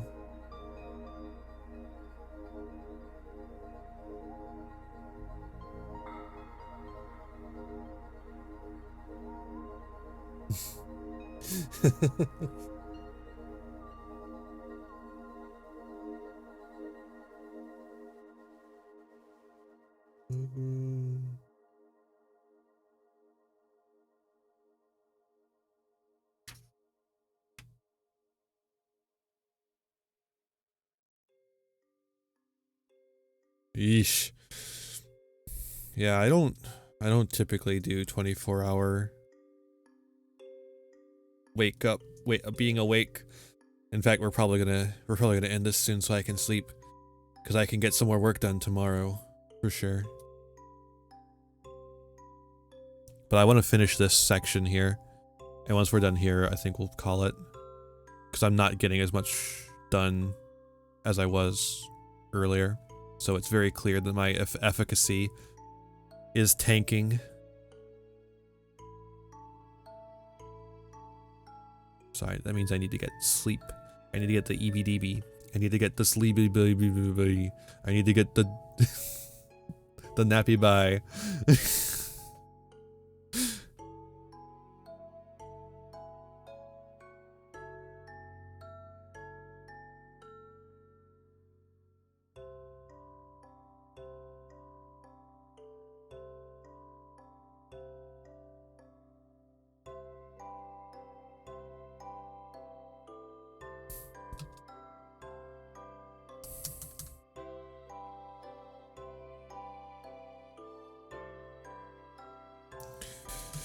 Anti-vagrancy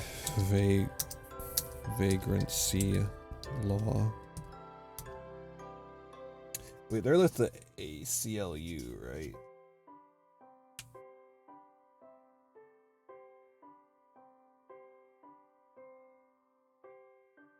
Yeah, I'm pretty sure. Yeah. Oh, Jacobson is not with the ACLU.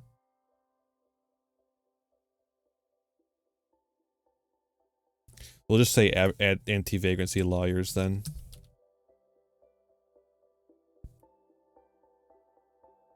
Anti-vagrancy lawyers. No, no.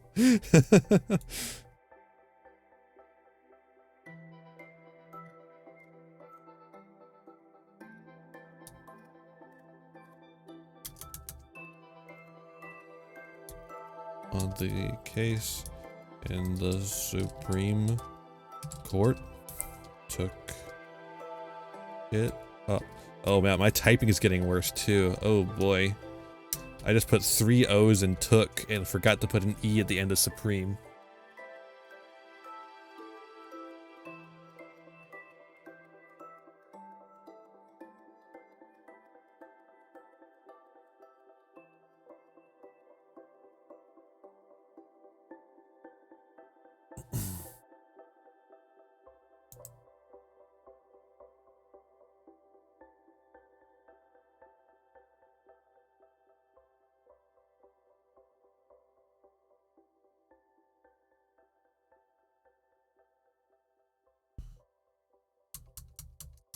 Took up the case.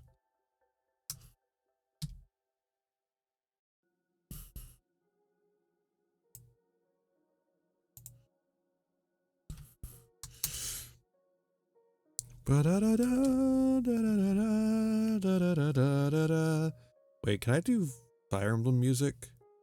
I think Fire Emblem music is... Yeah, I haven't ever gotten a copyright strike. No, I haven't ever gotten a Fire Emblem copyright strike. 3 houses. Horses. Well, I'm good at typing, baby. Playlist, please. OST. That's gonna be a bunch of can I just get one in one? No. Oh, full OST, thank you.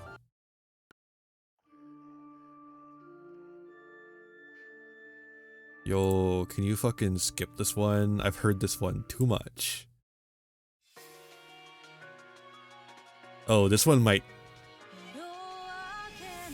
Is this one? This one might be copyright, actually. I'm just gonna skip it for safety. There we go. This is more appropriate to how I'm feeling right now, I think.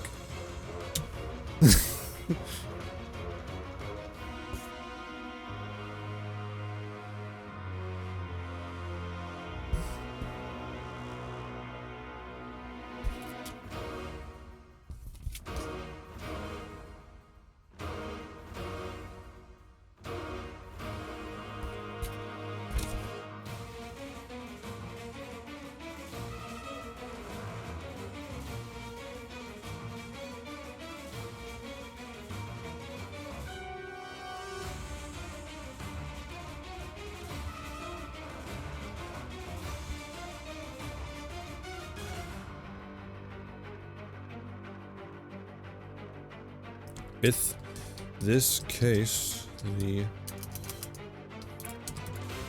coalition Auntie is slowly turning into hentai. Oh boy. With this case, the coalition finally achieved its goal.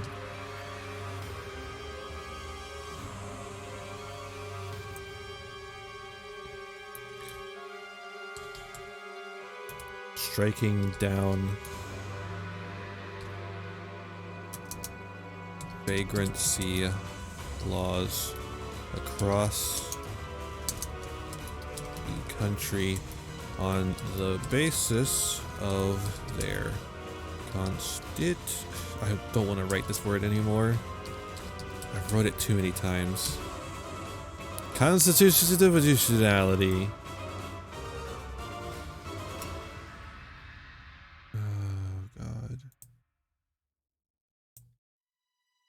About how how fast he goes through it too, actually. I'm not actually skipping all that much by going straight to the verdict there. It's kind of funny. Like just the only couple of pages that the actual court case is talked about.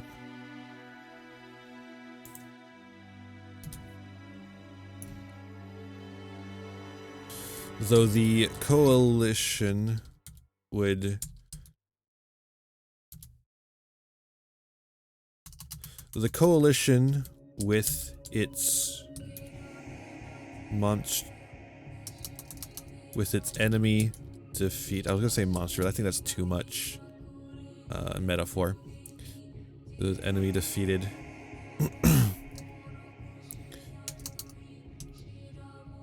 quickly dissolved.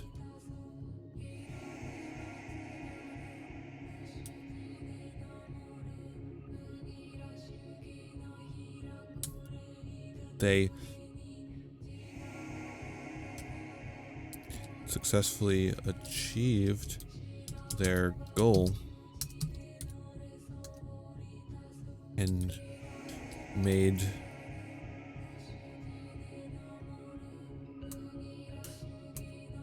not only reigned in police power, but also made their activist work that much easier. Okay. I don't know if I don't think I need to fucking cite that. I might need to, I don't know. Well, that's Vagrant Nation done. By the way, we're at the... that's 13 pages.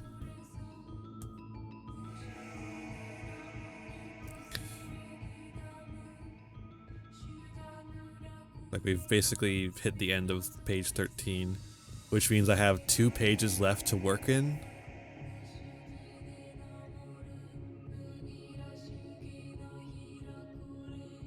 Yeah, we gotta...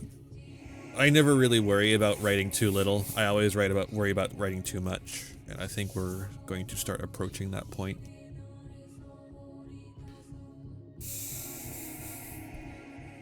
Do I want to keep going a little longer just to get some more stuff done?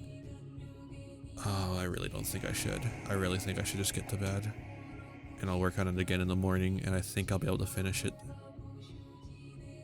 There's just 2 sections left, talking about storming Caesar's palace, the Nevada welfare rights movement,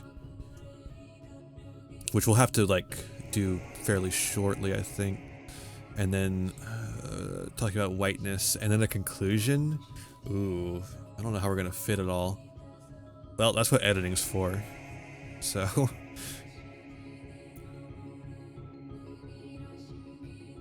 I, perhaps, am doing a little bit too much with this paper. I perhaps chose a topic that's a little bit too much. Oh, fuck. Real quick, I'm gonna do one more thing before we end stream. I'm going to go back and...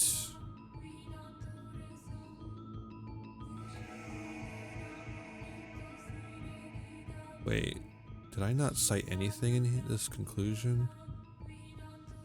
Oh, I don't think I need to actually. That's fine then. Okay.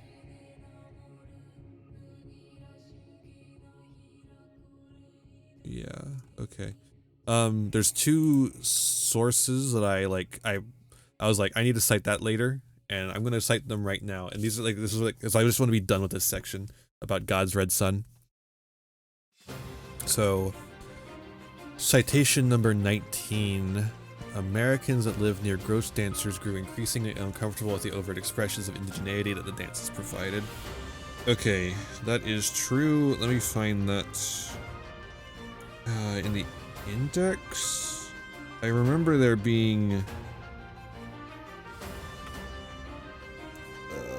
Christianity. No, I don't think that's the section I want. I think maybe like ghost dance in here. Ghost dance religion.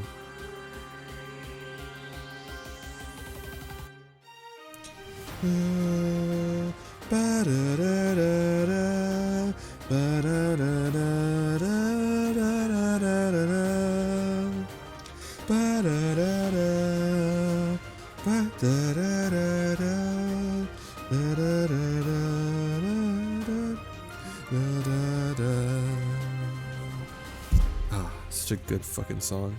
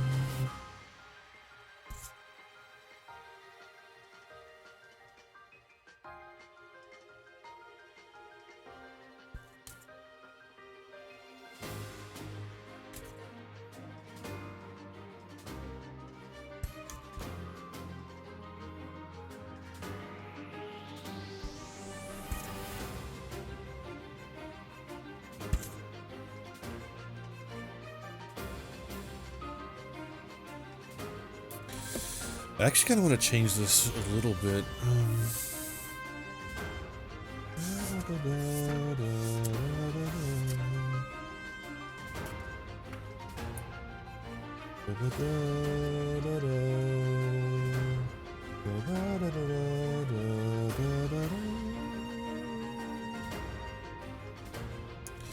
I have a page, but I want to change it slightly too.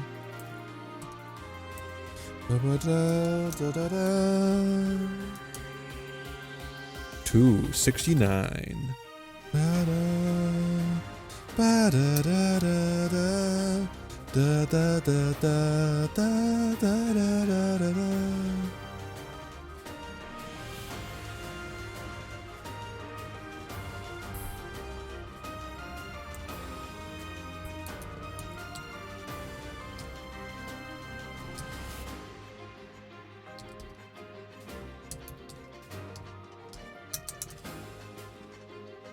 I should say, yeah, just many Americans.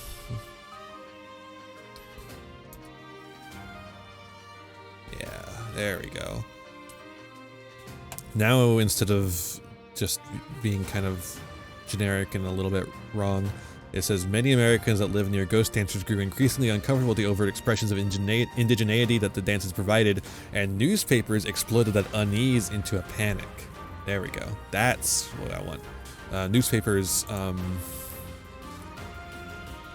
in the East, I should say specifically, because it's not the people who are the most frightened by the ghost dance religion are not the people who are living next to it, although they're getting uncomfortable about it. It's the people who are out in the East who are going, what the fuck?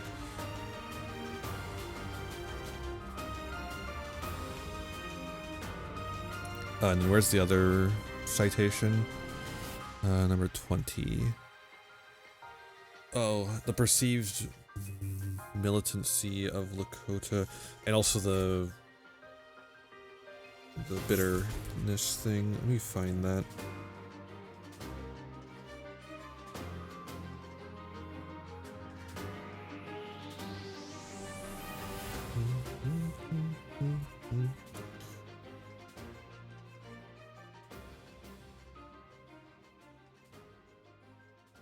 Where's Forsyth? I need the thing about Forsyth being an asshole.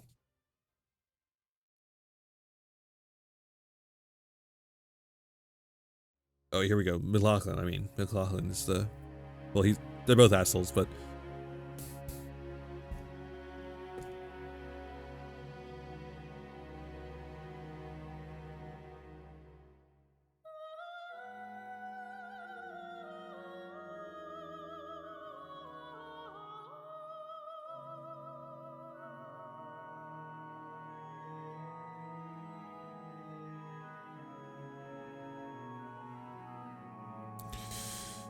Okay. 280.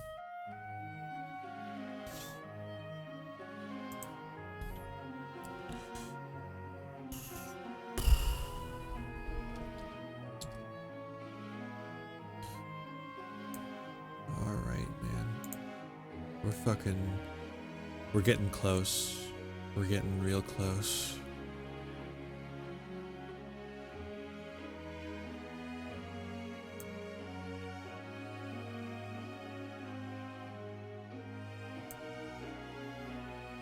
That's all. Okay, I want to make sure that every citation that we have currently is accounted for. So let me just go back through real quick. Yeah, everything's accounted for. Awesome. I'm so happy to see that.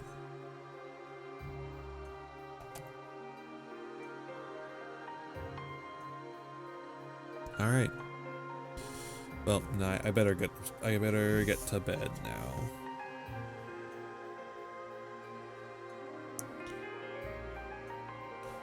Because we're gonna need to do a lot of writing tomorrow to get this shit done.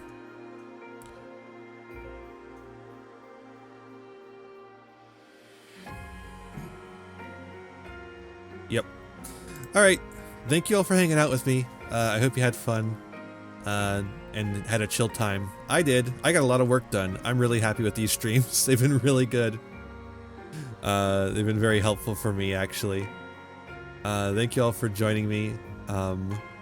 Thank you. Have a nice night, everyone. You know, do the thing with the socials. Follow me in places where you can follow me. So subscribe to my YouTube. If we get to 1,000, I might be partner. We had a discussion about this earlier. But definitely get me there because I like making YouTube videos and it's fun. Subscribe to my Patreon. I like money. Money's good. Money actually sucks. I fucking hate money, but I like having money to live. I'm gonna send you over to my friend Jetty. I don't actually get to raid Jetty very often. We're on very different time zones. But when I stay up this late, it works out. So I'm gonna raid Jetty. Have a good time over there. Have a nice night, everyone. When you get over there, be kind and courteous. That's all I ask. And with all that said, and boy, have I said a lot, be kind to yourselves, be kind to others, and have a wonderful rest of your night. Bye.